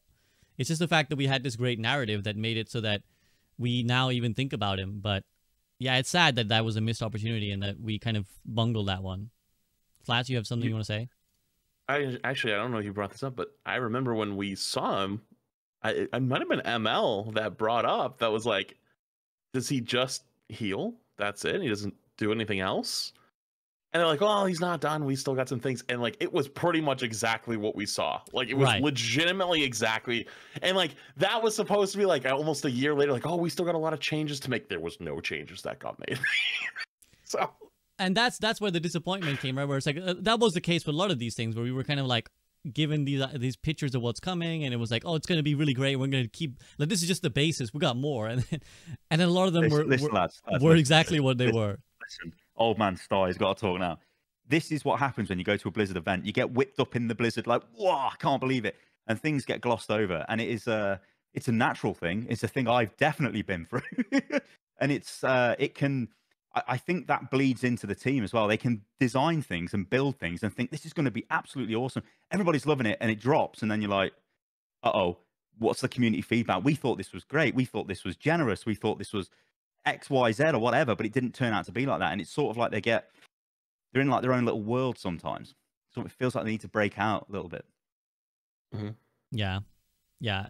Anyways, that was a little bit of a tangent. Again, we gotta keep trucking along. So I'm gonna move us on to Starwatch really quick. That was what came as well in Season 4. So any thoughts, if you can cast your mind back again, there was this big hype event, Horizon Lunar Colony, very like Star Wars themed, space opera is how they marketed it. Personally, I'll go first. You go, Sai. Yeah, you go. so I think cool idea. Had some cool skins associated with it. Had some cool art as well. But the game mode was terrible. I played it once and never again. Concurred. Super cool aesthetic, super cool theme. loved the like everything around it but the event. Spilo, how did you feel about it? Same. Playing 2 or 3 times, and then I was like, oh, anyway. Yeah, I don't know. Wasn't a lot to it, to be honest. Flats? Terrible. PvPvE is. I think they need to throw away PvPvE, either PvP or PvE. That every PvPvE game mode I feel like has been awful. And again, I think this is where you can the positive interpretation is, hey, they made a cool idea, and we should applaud them. That maybe they didn't get it right, but it was a cool idea. And then the negative interpretation is, they bungled another cool thing, right? It's like Starwatch could have been awesome because everyone was like, oh, this is gonna be really cool. Turned out to be a little shit. So yeah, I think they've learned from it though. Like, didn't they say there's some sort of like alternate reality battle pass theme next year? That's probably built on Starwatch, because Starwatch is kind of that. You know, right. Briggs an evil character, Sigma. Well, Sigma's questionable anyway, but yeah. So I think they do learn from it. But yeah, the game mode. Oh my god, it was terrible. It was so bad. I agreed. Hopefully that's what we can come through with all this. It's like lessons learned, right? Anything that was not good is lessons learned, hopefully. And then the final thing, the Pride event launches in June. So the end of Season 4, they announced the Pride event. And this is basically the first real Pride event in Overwatch. So how do you guys want to reflect on that? I'll go to Flats first. Flats, the Pride event where we actually get like the whole map in Midtown and the kind of celebration parade. On this moment of realization that if China's returning, right. What happens? Because that was kind of like a big thing, you know, and you know, a lot of people, you know, especially if you're more pessimistic, was like, it's kind of funny that you lost one of your biggest markets, and then all of a sudden you finally do a Pride event, even though for years you would release Rainbow Icon. Like, okay, dude, like, you know, yeah, it's a great thing. Don't get me wrong. Like, I think the benefits very much outweigh the positives outweigh the negatives by tons. Like, it was awesome. The maps were cool. All the titles and whatnot they added, like, that was all great. But I also can't you can't ignore like the years of shit before that, you know, and the timing. It's weird, you know. It's like, ah, shit. So I don't think that's gonna have any effect in the future. I hope not. But like, it was really cool. They finally fucking did it, but like, god damn, it took long enough, man. Like, he should have been sooner, but it was a good event. Yeah, I'll just quickly add 2 things onto that, and then we'll take it to Sty, which is that I think the devs would probably say that these kind of things take too long for that, because, you know, again, in January they lose. Fuck them, basically. Right. Yeah, so like, January is when they lose China, so I don't think they would have necessarily been able to turn that around that quickly, like immediately to be like, oh shit, we lost China, let's do it. But also, if you remember, they did geo-block the Pride event in the countries that didn't approve, right? So I think there were like some parts of Europe and Saudi Arabia and stuff where they just geo-blocked it anyway. So I imagine that will be their policy going forwards. And I'll take it to Sty next. Sty, how did you feel about the whole event? I mean, what happens to the esports if ESL end up running Overwatch esports operations next year? I was just going to say that. That's really curious to see what's it going to be like with Saudi potentially taking over. I mean, what I would say for Pride, though, it's about time, and they need to start building on that. I mean, representation is key, more so in Overwatch than in other games, and it's about time. It is absolutely about time that they've, you know, started building on this. So, yeah, I hope the next one is even more detailed, there's even more content, and they build upon that. I mean, frankly, it was a travesty that it wasn't in the game until now. I definitely agree with that. But Spilo, obviously, is that something that will come into their mind, the concerns of the esport, the concerns of Saudi Arabia, the concerns of China? Will that affect anything? China for sure. Saudi, I don't really know. I don't know how much of the esports going to really delve into the events. I mean, that's not really something that we've seen in the past. It might be something that's definitely a little bit of a hurdle to jump for that transition. But I think the question is more about China, because that's the game, right? Saudi Arabia is just the esport, and like I said, the esports and the events, very rarely have we had like crossover, right? Outside of the Overwatch World Cup, I think. So that's going to be my main question. Is like, what's going to happen this year? Yeah, I'll be a little bit optimistic and say that I think that things are looking positive for it being better next year, in the sense that Bobby's gone, and I think Bobby would have been someone who would have been more careful that like, hey, we can't piss off X region, so don't do these things because we need their money. Hopefully with Microsoft giving Blizzard more free reign to do their own thing, I would like to hope that, as Sty said, it's no longer the case that if Overwatch does something fucked up, it's going to hit a huge amount on the bottom line of the bigger company. Microsoft wouldn't give a shit if like a little bit of money was gone in that sense from the China region. And I do think that developers are individually passionate about this. Like they are, I mean, we have characters coming who are non-binary. You know, we have we've seen this year Lifeweaver and Baptiste, you know, and Farah. We've seen them be openly shown to be queer.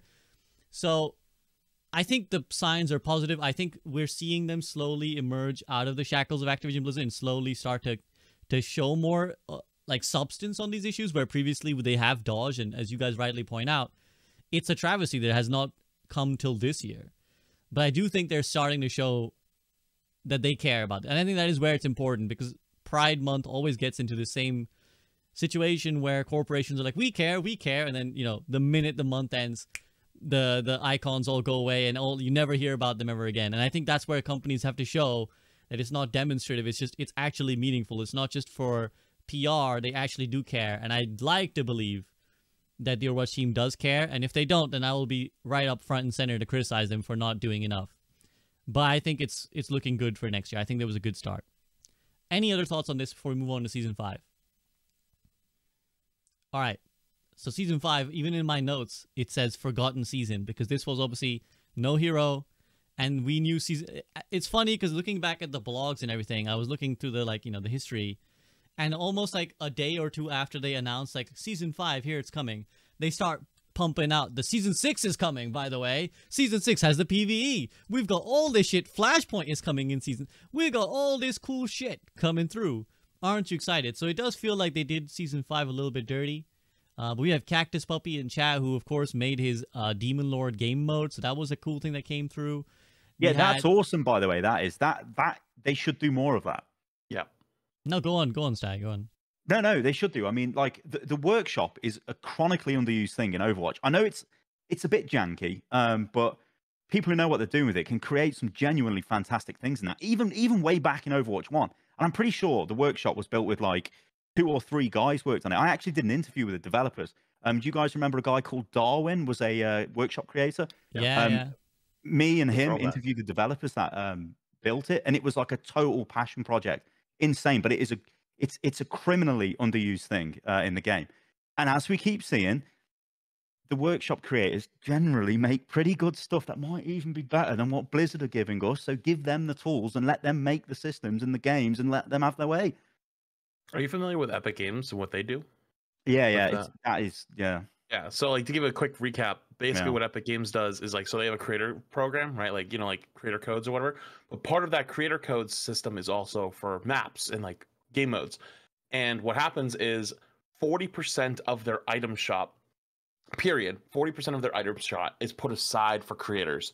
And then whatever percentage of players that play Fortnite play your creator's game mode. Let's just make it easy. Let's say 1% of people, like 1% of all Fortnite players currently are playing your game mode, right, that you made. You get 1% of the 40% of their item shop, which is crazy. So they're in a revenue split system with them. So if people make cool game modes and people play those game modes, they get a percentage of that 40% chunk of the item shop. And that's tons of money. Where people full-time jobs is now creating Fortnite game modes.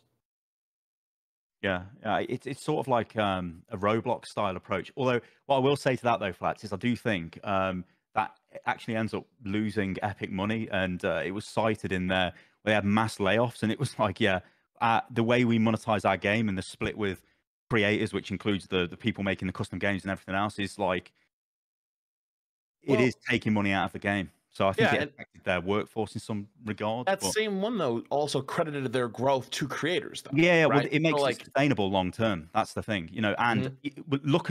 I mean, just look at Blizzard. Look at the games that came from mods from Blizzard games. Like, what the hell? You know what I mean? If any company should understand it, it should be Blizzard. But yeah. Yeah, and unfortunately, historically, Blizzard have not done that well, as you already pointed out, Stein. But, you know, their response to losing the MOBA genre was to, when they released the new Warcraft 3 or the remastered, was to just put in a clause that said anything we make is our property now, so you don't have any ownership of it. Yeah. So, again, the forgiving interpretation is that was Bobby's hand. We'll have to see, because in many ways, we've defended the devs over something and said, oh, it's probably Bobby's fault. But if Bobby goes next year, we don't have that excuse anymore. We can kind of really point the finger more directly and say, well, you're still doing fucky, scummy stuff. What's up with that now? Bobby's gone. So hopefully... Even from a balance standpoint, you know, it's like there's always like a big split between Blizzard and the people that play the game. In the alpha, I was in the Overwatch League Discord with the developers. It was very similar, right? There was a lot of pros give like really bad feedback. But overall, like I think they do have some interesting, good ideas. But there was definitely almost felt like this perception of where like it doesn't matter how good your feedback is, it's not going to be incorporated, right? I think what is it that they say that they don't want feedback, they want you to tell you how it feels, right? And I think that's such a myopic way of looking at balance. I'm not saying that like we need like this panel of gold players and Overwatch League players having their hand and balancing the game, but like I think if you're only looking internally for ideas, whether it's workshop or balance or anything, I think you're missing out. I think you're really, really missing out. And I think you see that recently with SK's video on ranked, right? Like we needed SK to be able to have an external outside perspective, because I promise you, nobody in in SK's rank there's no Blizzard employees there. You know what I'm saying? I'm not trying to be rude here, but there's like, so that you need that outside perspective, you need that feedback. And at that point, it's not just about like, oh, we want to know how you feel. You need to actually take suggestions. Like you need to actually take some feedback. And I don't know how that looked with monetization. I don't know how that looked with NDAs and all that kind of stuff. Like I've had stuff like that with my tank rework project where it's like, oh, you know, we like some of your suggestions, but they're never going to happen. You know, so, you know, it is what it is. But I wish at the very least that at least get some inspiration from external. And obviously maybe they do, but they give the impression of where there's like a very clear line between, hey, we're going to look at win rates, we're going to look at pick rates, we're going to internally test, and we want to know how you feel, but we don't really care. We don't really want feedback. We don't want specific ideas or suggestions. And I think that's a mistake. I agree with that. Yeah, I think the summary of all this is more meaningful collaboration with their community, I suppose, because we're talking about the workshop and we're talking about balance, and the complaints are that any sort of integration is flimsy in surface level. Like, you know, okay, awesome that they gave Cactus Puppy this mode, but there's so much more they can do for the workshop as a whole. And it's not enough to just uplift singular creators and say, oh, here we gave you a crumb. It kind of would be better to do it more wide scale, and same for balance. It's like, okay, yeah, they said they listened to SK's video, but I think a more back and forth discussion would be better. I mean, it might just be a case of almost the staff, you know, like I think Flat said earlier, you know, $1 billion company, whatever. It's $1 trillion company now. Why isn't there like there should be a team dedicated to this? Because dealing with feedback is so incredibly difficult, because feedback, you can have really good feedback, but it can be wrapped in massive criticism or like some insane outrage, but actually the feedback's good, and it's trying to like get the feedback out, put it in front of the people that matter, see what they do with it, and then go from there. And it's like, it's such a difficult problem. It's so difficult. I agree. I mean, to me, that's just leadership, you know? Like, I think that's just leadership. I think you go in with a mission or a vision, and then you take outside criticism, and then you cherry pick here and there, you discuss, and then you move on from there. And it feels like right now, it's like so much of like what happens with hero design, and it like happens behind closed doors. Like, tell me that you couldn't get 10 GM support players. I'm not saying this is reasonable, but just an idea.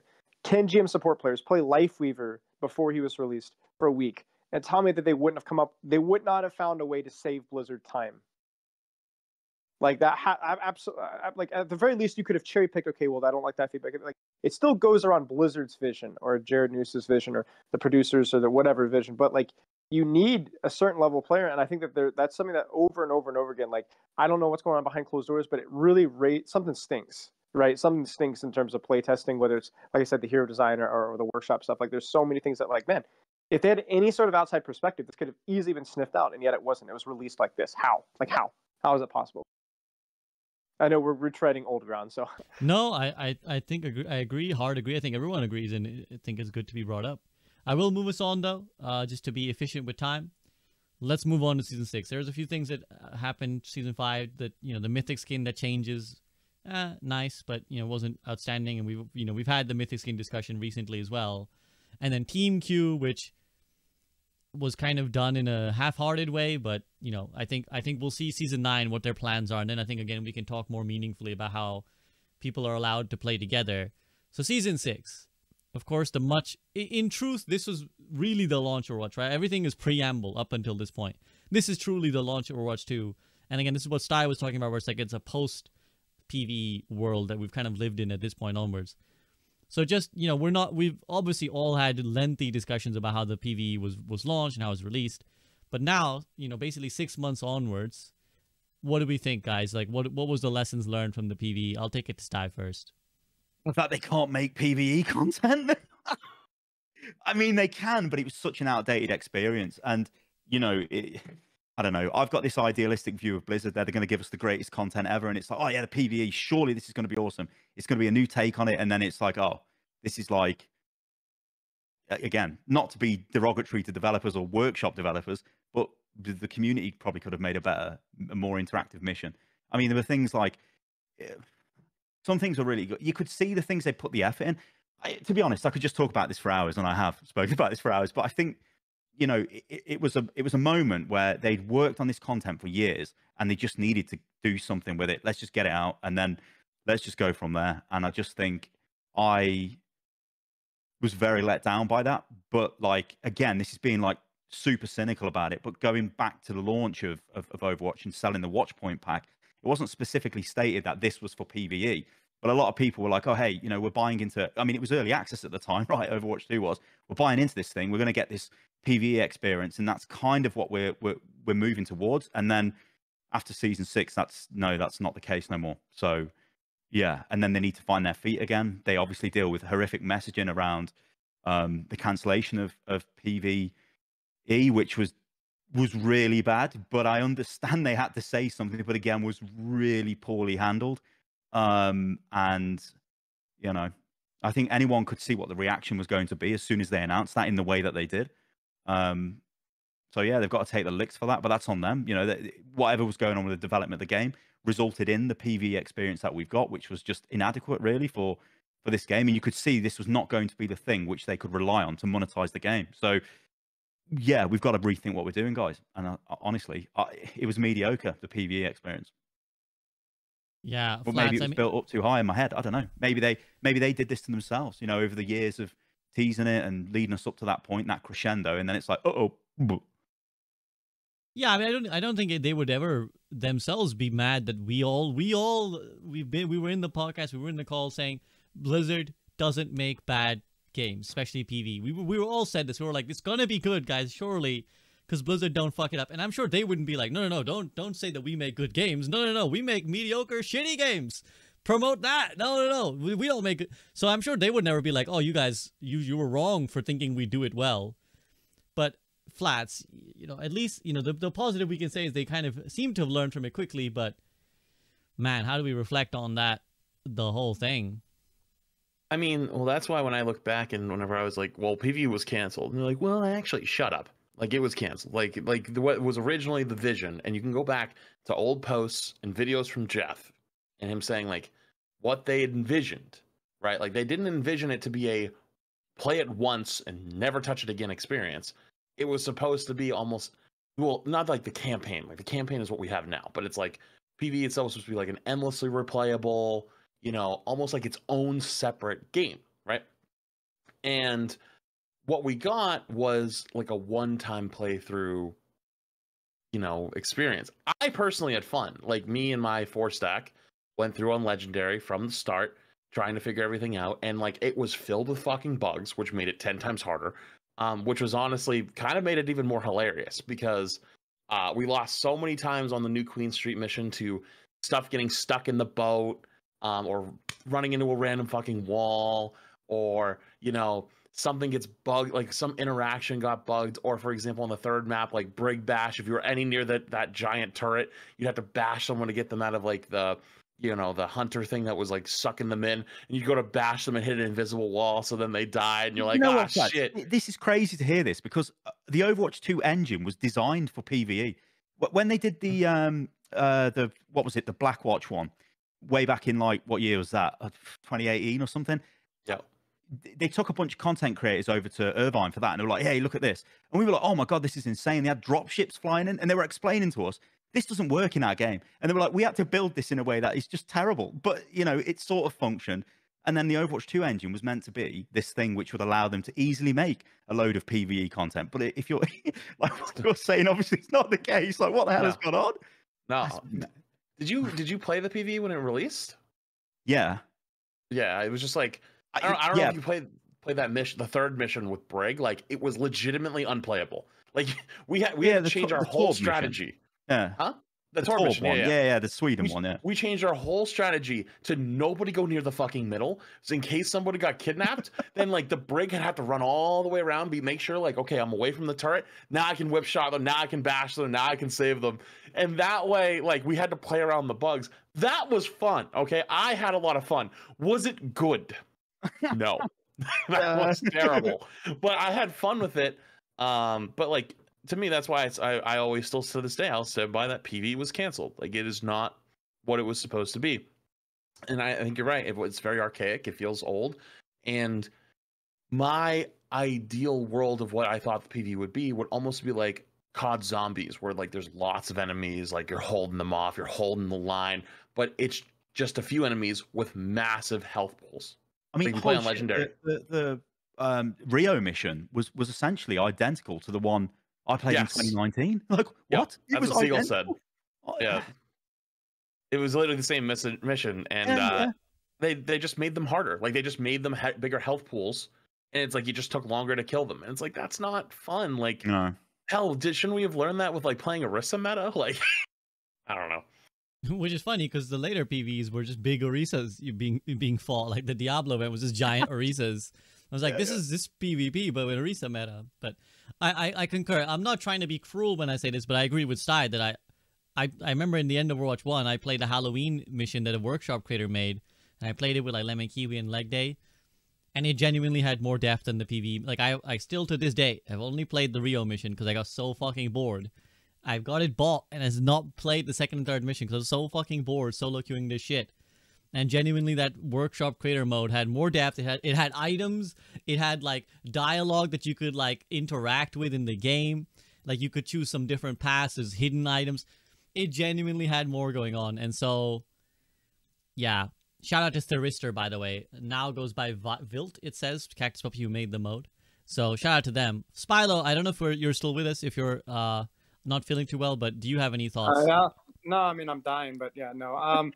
Yeah, I mean, there's nothing at this point. It's not even beating a dead horse; it's just nuking it. TV thing is like whatever. One thing I will say is like you were saying there. I think the biggest Overwatch PvE downfall is like how repetitive the combat is. I think that's like my biggest complaint. So like any of the modes where there's like just shoot the boss at 1,000 HP, it one shots you. That's pretty much it. It's kind of dull. So I hope that even in just like the minor events that they do moving forward, that they move away from that. Agreed. Okay, let's move on then swiftly. So this is the season with Illari, Flashpoint, and Hero Mastery. So a lot of content, quote unquote. I think let's talk about Illari really quick, because I think the devs themselves said this was a really good hero launch for us. Like, we were really happy with how it came out. And I think for like the all intents and purposes, it felt more like a traditional Overwatch 1 type hero launch, where we got like a cool backstory that came with it, and it was quite tragic, and it made you feel like, oh man, that's really like, damn, I feel really bad for the character, and I really want to get to know them more. And of course, she came out pretty like a good power level as well, I'd say. So Style, I'll take it to you first. Illari. Yeah, no, I think she was a well-designed hero. I guess the only thing she was missing was a full-blown animated short. But yeah, she had the thing of you could make skillful plays on a support, and it's that thing of, hey, it does sort of, if you're a DPS player, maybe would you like to play a bit of support, because hey, this hero is going to fit into your sort of play style a little bit. So I think she was okay. yeah, like I mean, compared to Lifeweaver, it was night and day. It was a good launch. It was basically a good launch. Good job, Blizzard.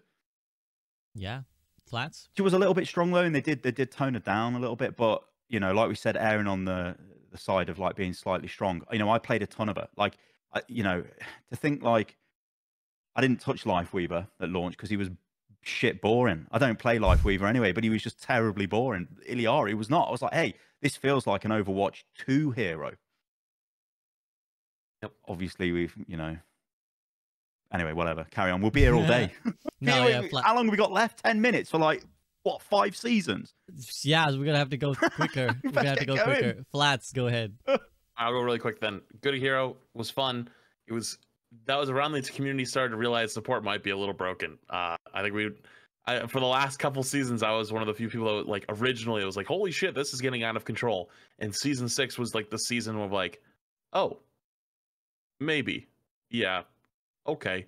And now here we are today, like still dealing with shit, but good season or hero wise. No, I think good launch. Spilo, how do you feel?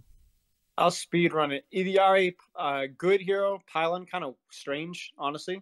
I think I echo a lot of Sumito's thoughts on like how I think she's basically played the same way, right? Which I think is like the one weakness of the character. Kind of does one thing and does that one thing well, but not as much dynamics as something like an Ana. But it's hard to like hold up to Ana. Flashpoint, good. Hero mastery, huh? That's pretty much it. Flashpoint, good. Hero mastery, huh? Flats, how do you feel about that? I banged my head against the wall doing the hero mastery for 10 hours. I have not played it since. Yeah. I got rank 1 though, so. Nice. Well, Hero Gauntlet's out next year as well, isn't it? So that's building up on the right mastery thing. So that's the PvE, by the way. Yeah, it's co-op, isn't it? Yeah, that's essentially what's building on the hero mastery and also the PvE, right? It's like this, like, oh well, they're tower defense now. Yeah, it's like we've got the team, we've got to do something with them. Make this. And we'll see. We'll reserve judgment, I suppose, until we learn more details. But yeah, I think Flashpoint seems to have gone down pretty inoffensively. Like everyone's like, yeah, it's pretty good, like nothing too crazy, but certainly not the push debacle. And Hero Mastery, similarly, it feels like the people who really like it. And I think that's cool. I think that's good to have things like that, where it's like the people who really care about this thing, they're really motivated by it. So let them have their thing. Like, let the grinders. I know SK loves Hero Mastery, so like I'm always happy for her getting to like spend 20,000 hours perfecting the right run to get rank 1. Like, all good. So I think that was a nice job from them.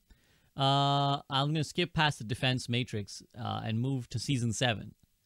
And we get the 2 reworks in season 7, which is Sombra and Hog. So Spilo, I'll take it to you first. The 2 reworks, how do we rate them now, a couple months distance?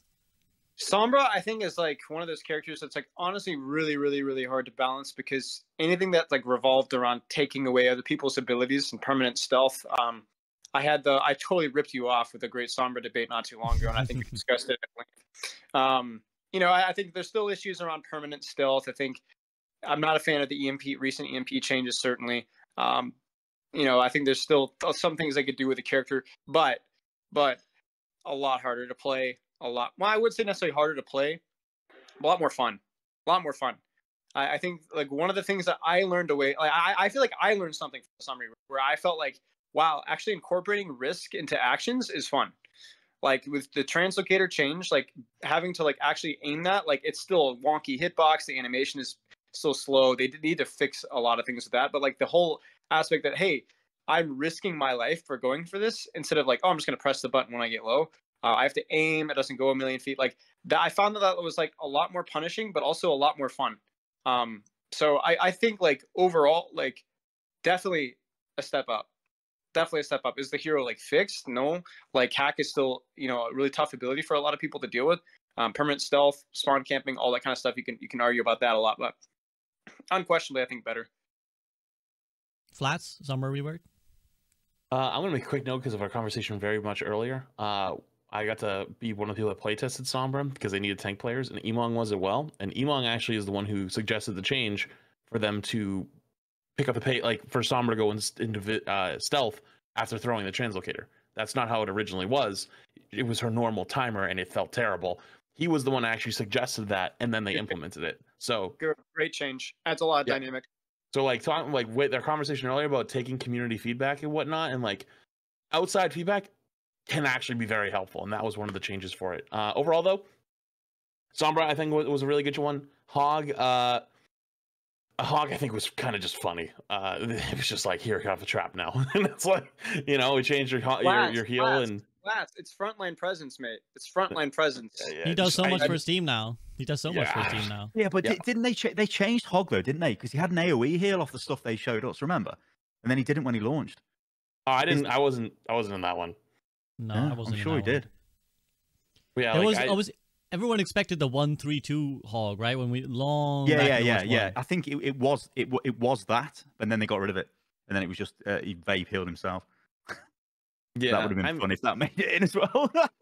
Yeah, I mean, most of my hog clips at this point are me running around in circles trying not to die healing. Like it's kind of dumb. Like I mean, like, don't get me wrong, there's really good hog players that can still play like really well with them, but like personally, I like the right click, left click dynamic. That's gone now. That was fun for me.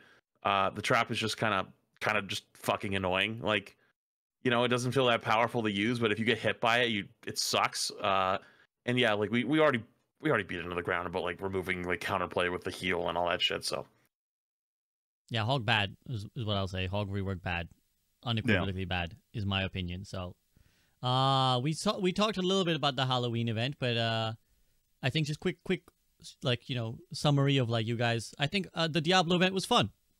IMO, it was good. It was good build on like, you know, the items that you could collect and. I mean, it's interesting to see the systems that they're not using in PvE, and I think we'll get that for a while. They'll start adding things in, like, hey, look, we've got this thing we built, so we're going to use it. We've got the technology for this now, so let's use it. Yeah, it was cool, but I mean, it just took place at the end of the map, and it was like so. Yep. I don't know. Last year's was way better. Yeah. So the Queen event, the Queen Wrath of the Bride. I had Seagull come back because I thought it was going to be like that, and he came and he left within like an hour. He was like, "This isn't what I thought it was going to be," and I was kind of sad. Imagine if they combine like the whole itemization and like weapon upgrades with like the fun map dynamics and the story of the previous Halloween event. Like, imagine if they had both of those. Yep. Because I like the itemization, you know, like it felt fun. Like, hey, my weapon does different things now. Like, I can change how I play the game now. But again, it's basically just like walk around and shoot stuff, you know. And I think that gets dull after a while. Yeah, I think this is it's all stuff from the hero missions that were cancelled, talent trees and itemization, you know. I mean, yeah, I think it's cool that we're going to get to see what they sort of, we'll be able to piece it together, what things should have looked like. But yeah, as an event, it was just totally forgettable. Yeah, again, it feels like it was like the flesh, the you know, the meat and flesh of like what's going to be built upon later. Like they're going to actually like make it more proper, but yeah, I like the ideas. I like the itemization and stuff as well. But hopefully going forwards, they can actually make it more meaningful.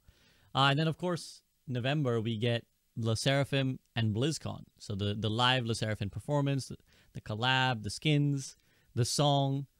And then BlizzCon drops. We have the World Cup. We have, obviously, the announcements of things that are to come. So a lot of exciting things happening in November. A quick touch, of course, I think, you know, Flats, you were there at BlizzCon.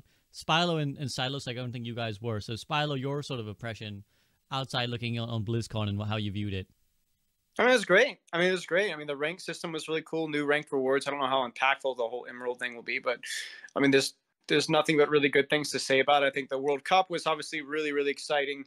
Felt like kind of like it was encouraging after the Overwatch League, you know, finishing, like to have like, hey, there's a lot of excitement. It was a lot of fun. It was a great series. Yeah, I think it was just mostly good stuff. It was nice to see that like they're willing to like roll things back, you know, like with the whole rank thing. I think we've gone over that multiple times, but I think that was the big thing for me. Shoot, what else was there? I'm forgetting something. The Le Seraphim. Yeah, I mean, I pulled a little bit of a boger and farmed some Twitter engagement with that one. I got called an awful human being multiple times for saying, "Oh no, K-pop cringe." Was the best dollar I've ever made off of Twitter. But unironically, like obviously phenomenal collaboration. The game was terrible, but the skins were great.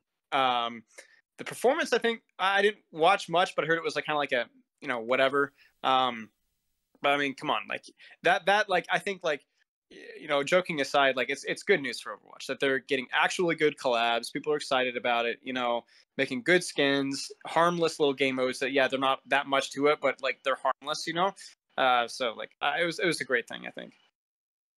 That's fair. Sty?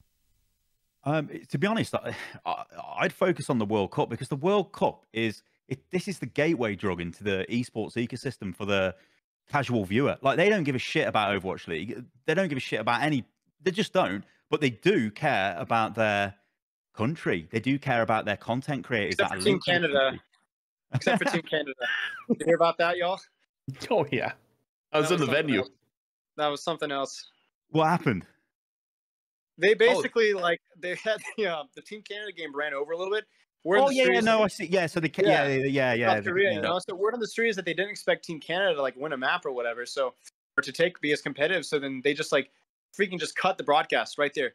Yeah, and Reinforced was live tweeting it. Yeah.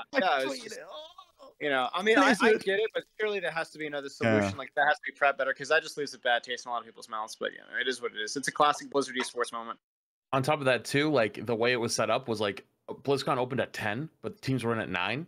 And so the game started at 9. That's why there was no audience. There was nobody there. Yeah. And then the lines are fucking miles long. So you don't actually get anyone into the seats till at least 10:30, 10:45, 11. And then you're already like through game 2 into game 3. You know what I mean? It's just like, guys, come on. But World Cup idea, good. The Blizzard should never have stopped doing the World Cup because, like I said, it is the bridge. It is like you've got a huge player base, but your viewership doesn't correlate with your esport. How'd you bridge them? Hey, World Cup, great idea. But I'm glad that's Flats, Emong, J3. I mean, you guys carried it as well. With interviewing these guys, like co-casting it. It was nice to go back to Twitch for that, obviously. But like, I mean, that's what like the whole esports side I think needs to be honest. Like Sai was saying. Agreed. I also concur. As someone who's kind of lost touch with the esports scene over the years, I think the World Cup was the one time I was like, oh yeah, I want to check in how these teams are doing. Like, it's these cool narratives, I think, is what Overwatch League misses so often. It is, and also it was a place, whether this is right or wrong, but it was a place where players could make a name for themselves. I mean, I was the GM for the UK team for 3 years. I even played in the first World Cup. That was terrible. It was by public vote. Oh no. That was so bad. I'm glad they changed it for the next year, but it's just I'm just glad the World Cup's back. Yeah, you saw it with Quartz. People were like, "Oh wow, this guy's crazy." Vestola, the guy, he still got it, obviously. I mean, even with Boston back in 2019, Brucing got picked up from his World Cup performance for the Boston Uprising with Netherlands. So I mean, that stuff happens.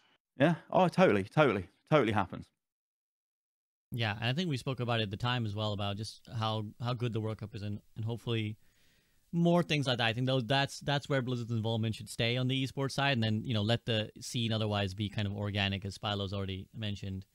Okay, so we move on then. That was season 7. It brings us now to December and season 8, where we are currently. Mauga launch. Oh, we might have had a Discord cut for a second, but I said basically season 8 now. We fast forward to season 8, where we are currently. And we have Mauga and the Winter Wonderland.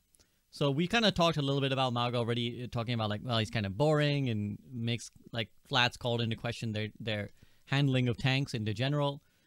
But I think a lot of people are seeing this quite negative. So any thoughts on season 8 as it currently stands, and Mauga in particular?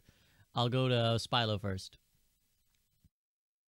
Yeah, I mean, there's aspects of Mauga that are really fun, like lasering people down from long range when it's actually useful. Like, I don't know if you shot farms out of the sky, but like if you can get that to happen, that feels amazing. The landing crit as well on the rush is sick. Like, that feels amazing. Like, that feels so satisfying.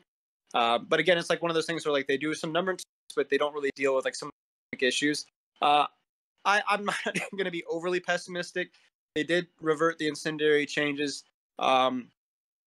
So there's hope, but obviously, like, it's hard to be optimistic when it's like, we're gonna have 2.5 weeks of this nonsense. So, I hope they make some additional changes, additional tweaks. Winter Wonderland, I could not care less, to be honest with you. I don't even think I've played anything having to do with Wonderland. Honestly, I've seen that they've got some like new like system going on here, but I haven't really checked it out, to be honest with you. Right. I think I'll take that to Sty, actually. So Sty, obviously, there's a lot of controversy around the Winter Fair pass, and Yeah, go ahead.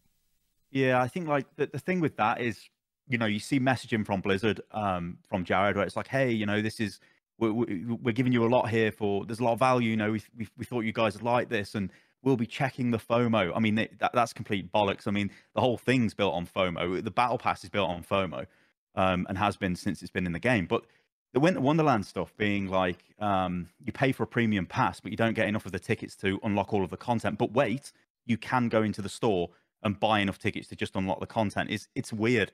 It's weird. I don't know what that's about. It's like what. It's strange, but in fact, one of the funniest things is if you look at the help page on the winter, I think it's called the Winter Fair, isn't it? At the bottom, there's a conversion rate from winter tickets to Overwatch credits after the event, and it's like some weird number, like 31 point whatever per ticket. It's just crazy. Just like adding another currency to the game, more complication, more just, I don't know. It just seems pointless to me. Flats. I'm not gonna talk about manga, all that stuff. I want to say really, really fast. I did a video basically where I had people respond to a tweet of mine asking like, why is everyone pissed this season? Like, because genuinely, like, I think I've seen more discourse this season about like support being OP and whatever. And I also want to give you a small metric, like a small thing. I've been around a long time too, like both as a streamer and not a streamer. And you can tell when people are bored when drama starts. When the drama Twitter starts going, that's when people are fucking bored. And like, I think people are so bored of this season for so many reasons. For comp next season, what's the point of playing this season? Just fatigue of the game. I am starting to become a strong believer that the game needs a major shakeup once a year. Some kind of major, not just a balance patch that changes the numbers, but like a fundamental change to the way Overwatch is played. And like, for example, like right now, everyone's pointing at Kiriko Suzu. They're pointing at immortalities. They're pointing at healing. They point at, one shots. They're pointing at Maga. They're pointing at Maywall. I think people are just fucking bored. Like, realistically, people are so bored. And like, the game feels like if you're playing tank, you're either full HP or you're getting one shot. Supports feel super tanky to fight, but if you play support, you don't feel like you're that impactful unless you're hitting all your cooldowns. And like, even those players, like half of them just want to sit there and heal up mostly anyways, and they're just starting to learn how to play DPS like as a support. And then the DPS players feel like their role is either cosmetic or you have the Sojourn Mercy that's dominating your entire lobby with 67 kills. And that's what I had yesterday. And yes, I beat the guy with 67 kills in a game. It was the stupidest shit I've ever seen. But point is, I think that the game needs a fundamental shift, whether that's like a global like 30% damage plus healing nerf across the board, make survivability longer, the tempo, like the time to kill in Overwatch is accelerated beyond, I think, almost anything we've almost ever had on how fast you feel like you can die. It feels like Call of Duty sometimes. I think support's been brought back a lot more in line. It's not as OP as people are screaming. I think I sit there and I look back at when I was saying season 3, season 4, season 5, when I was like, hey, support's good, and like, what are you guys doing? Like, you guys are OP, and like the masses came out, and I fought the whole support community, won via bajillion, and I fucking won. Because like, here we are now, we look and go, hey, oh shit, this shit's broken. And it's just like, I think we're just bored, and I don't think that there's a balanced thing that fixes that. I don't think that dropping a new battle pass fixes that. And the scariest thing to me was most of the casual replies to that tweet said that this season was boring to them because they didn't like the mythic, and that the skins weren't that good, or the skins were overpriced this season, or like they didn't like the fair, and it all revolved around the skins. And I was like, holy shit, we have no content other than skins, like for like most players. So for us, the gameplay loop is boring, and we need some fixes. And I hope some major shifts come soon. And for the casual player, like, they just want more skins. Like, yeah, I like that take, because in a way, the devs recognize this because they themselves said, we want, once a year to drop something that changes the game. And they've kind of alluded to this. I think at the moment, hero ban seems to be what they're gearing towards, but they have just said themselves flat out, they're like, yeah, once a year, we want to kind of shake things up. But I think you're right in that people just get bored. And this kind of reminds me of like Fortnite doing their whole, what if we just didn't have building. Like, you know, I know it's a core part of our game. You know what, but what if, SVB, like, that's an interesting thing. It's like you end up with live service games. You're constantly adding. Right. But what we've seen recently is you bring it back to basics, and your figures go crazy. It's like less is more in a lot of these worlds. But the problem with live services, it's the complete opposite to that. It's pumping, and you get fatigue. You know, these seasons they roll past, and you end up with players going, "Well, this season's shit," for very basic reasons like mythic skin shit. I'm not playing, and so they don't play. Well, what are those players doing? They roll on to the next live service game and the next game, and that might capture their attention. It's like this constant war for attention. And one of the issues I've always had with the game right now is how do they make that moment of drawing players back? And like we said, that could be a core gameplay change, or it does look pretty obvious that they're setting up for some form of hero ban thing coming into the game. Something that pulls players back into the game beyond here's a new skin. But these big money collaborations that are, you know, the real world crossovers like the Le Seraphim will be bringing people back to the game as well. So they've got, I don't know, I think it's just an issue with live service games, and it's a wider issue. If you look at, I think Sony recently said that they're really scaling back their live service games, like, so they're not planning on having as many live service games as they intended. Maybe the market's just too saturated. It is. And I it's mean, how much do you want to like chase that flippant, inconsistent Zoomer audience? You know. So actually, you know what, Spilo? That's really interesting because Overwatch 2 is almost aimed at the Valorant audience in a lot of ways. It's like a marked change in the way the game is marketed. It's like, shit, look at what they're doing. They understand Gen Z, and what they're doing is great. We need to do that as well. Yeah. But do you know what I always say? I tell you what, guys, the thing I always say about this is Overwatch 1 had literally 50 million players over its lifespan.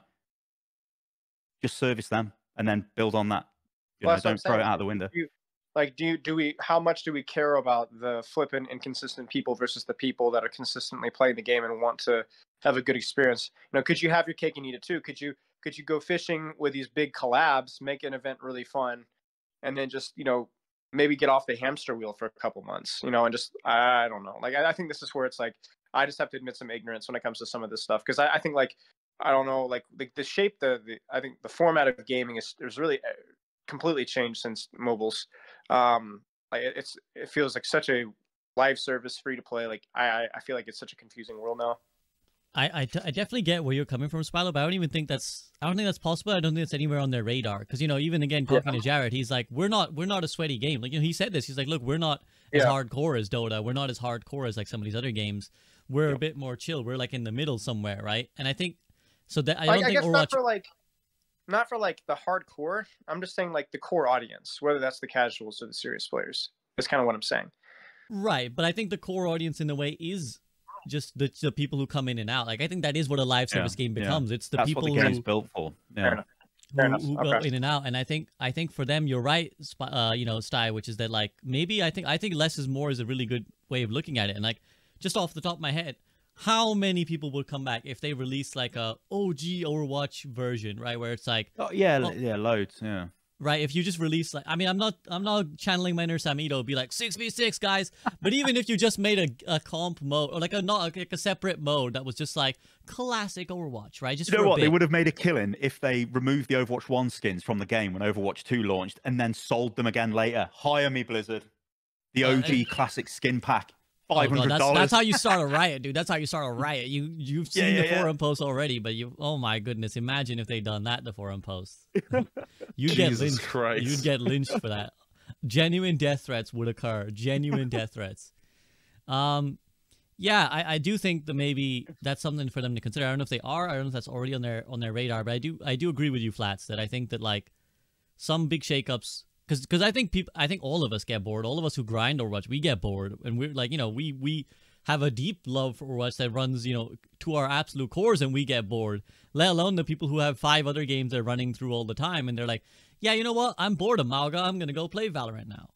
And think about everything we've said here, from everything Spilo was saying earlier about like, you know, like it's not just about balancing for the top rank. It's about balancing for like the gold players. And like they had to do hero bans. Who do they hate the most? They hate Moira. They hate Bastion. You know, if you take everything we've said and like lump it all together, there's one very like unique thing in it that nobody fucking agrees on anything, especially balance. Like like certain things I say, people say it's like, oh, that's the worst take ever, and then there's some people that say, oh my god, like that's completely correct, and then it's like sometimes it's somewhere in the middle, you know, and it's like it goes that through everything, like in this game, like nobody's gonna ever fucking agree. But like when it gets to the point where we're all fucking bored and we got nothing, like it's everyone just sits there and just trying to figure out the problem, and everyone just attacks what they think is the problem. And at this point, I think almost everything has been attacked. Like everything is going out, everyone's going after everything, and realistically, we're just bored. Because at the beginning of Overwatch 2, the big one was that like support was weak, and the reason why support was weak is because it was so fundamentally different with like how the way it was played, so it needed to get some buffs and then take them away as people learned how to play the game. And I think that was perfectly fine. But the point was, even then, the support players who were still playing quote unquote like Dead by Daylight, you know, I think I was one of the people that helped coin that phrase. They still played the game and they still had fun. They still had a great time. They still queued because it was new, it was exciting, it was fun. Now we've gotten to the point where it's stale. It's stale. And when you have all these other live service games that are constantly making updates, you start to fall behind. And I think Apex is having it right now. If you don't follow Apex, I invite you to follow some Apex creators like Hal, Lulu, No Coco, like follow like Sweet Dreams, like, you know, follow some of them, and they're all fucking losing it. They're going through their Overwatch, and now like they have Seer, and that was like kind of their brig, and then now they have another character like Conduit, who's like kind of like their like double shield now, because like that actually gives them shield in mid fight to give them a second life. They're having their Overwatch moment. It's so funny to watch from the outside, and it's like, unfortunately, we're one of the oldest games, and now we're a live service game. So like we have all the problems of an older game, while also being some of the first people to have to conquer it without having the resources of something like Fortnite.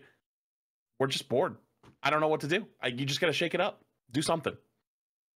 And again, it is Fortnite who are constantly coming out on top. If we look at any live service game, they're the only ones that keep coming back up and staying there, and that's because they do these experiments. Like right now, everyone's playing Lego Fortnite, and you know, I'm getting DMs, people being like, "Yo, man, Lego Fortnite, you got to try it, bro. It's so fun. Like, come on, duo with me." You know, like, because they've made something different, and I agree with that. Spilo, any last thoughts on this before we head to concluding thoughts? No, I mean, I think Flats is right. I think boredom, you know, anger comes from, you know, just boredom. Really, like when you're bored, you know, you're not playing the game. You're getting unhappy. Yeah, I would agree. I would agree. Okay, well, on that note, it's a note of looking forwards. You know, that's how we always do it at the end of this podcast. So we're going to look forward 2024, guys. It could be a big year. It could be a mediocre year. Maybe it'll be the year where we all stop playing Overwatch. Who knows? I obviously hope that it's a great year for Overwatch. It succeeds, it thrives, and we hit the highs we hope for. So what are you expecting, and one hope and one expectation for 2024? Stylosa, kick me off. One hope and one expectation. So we know in January they're going to start talking about changes to whatever the monetization is going to look like. Probably will include changes to the heroes and the battle pass. I think, to be honest, my hope is we've got to be realistic. While the company is now owned by Microsoft, and hopefully they become this sort of independent Blizzard within that, it's still going to take months for any of that to come into effect. So I think we're going to see the next like half of next year maybe is going to be pretty much more of the same that we're rolling through now, and then we might start seeing sort of major changes. So I guess the hope is that once the Microsoft sort of takeover is in full effect, then we do get to see what this Blizzard is about. And like you said earlier, SVB, we can't just blame Bobby for everything now and go, oh well, that's terrible because it was a Bobby idea. It's like, no, he's not involved anymore. But, you know, this just goes back to the age-old thing of Overwatch was always this game. All it needed was content. You just had to put content into this game and people would keep playing the game. Now we're at that, but the problem is the content that's being pushed into the game is like, it's throwaway content, a lot of it. It isn't content that is like integral to the game. And this is why I think they're talking about core changes in the future going into next year, because they stay with the game. And this is sort of like a wider philosophy with Blizzard. Some of the coverage, I mean, I don't play World of Warcraft, but I do watch quite a bit of the coverage in and around the game. It's quite interesting. But they are going away from sort of adding systems that they remove for the next expansion pack. They want to add systems that they can keep building on.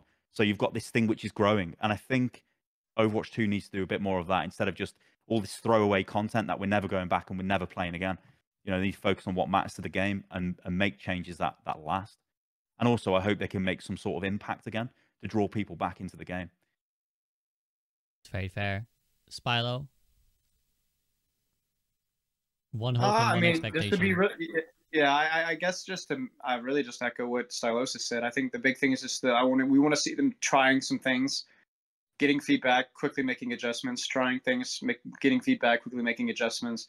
You know, like Stylosa was saying, is like when it comes to this new content, making sure that it's something that's like actually sticks around and people want to keep playing and toying with and tweaking with and enjoy, rather than just like, hey, this isn't you know, on. And so obviously there's going to be a lot of trial and error. I just hope that they keep that rolling, and that I will say one thing, like to end it on a positive note, is like the communication really has been next level. Really since this summer, late spring, it's really been phenomenal. So I hope that as they continue to try things out, that they listen to feedback, but that also they keep this open discourse, because that has been, I mean, unquestionably the nicest thing about Overwatch 2, I think. Actually, Spilo, I'll just come in a bit there to reference BlizzCon again, showing us the footage of Venture and even talking about Space Ranger. I mean, the Venture footage is early development footage. I mean, that is potentially a disaster putting that in public, because the average player just looks at it and goes, what is this shit? It looks so bad, mate. What the hell is that? It's like, hold on, that's development footage. So the fact they're even doing that now and they're willing to talk about things this early is really good, at least in my opinion. Anyway, I think it shows that they are trying to say, hey, look, guys, this is what we're working on. You know, and they're sort of, it sounds a bit ridiculous to say this, but it almost feels like you're bought into the development a little bit as an outsider. You're like, oh, hey, cool. You know, I'm kind of on the inside a little bit, although you're not, but it's good communication. We talked about that with like the Blizzard wall, you know, like not taking feedback, not taking advice. Obviously it's not exactly the same thing, but it gives that impression, you know, where it's like, oh, we're involved in it, you know. Yeah, and a lot of people are really excited for Venture as well, and they're kind of waiting now. They're eagerly like, yes, I want Venture. I'm waiting for them.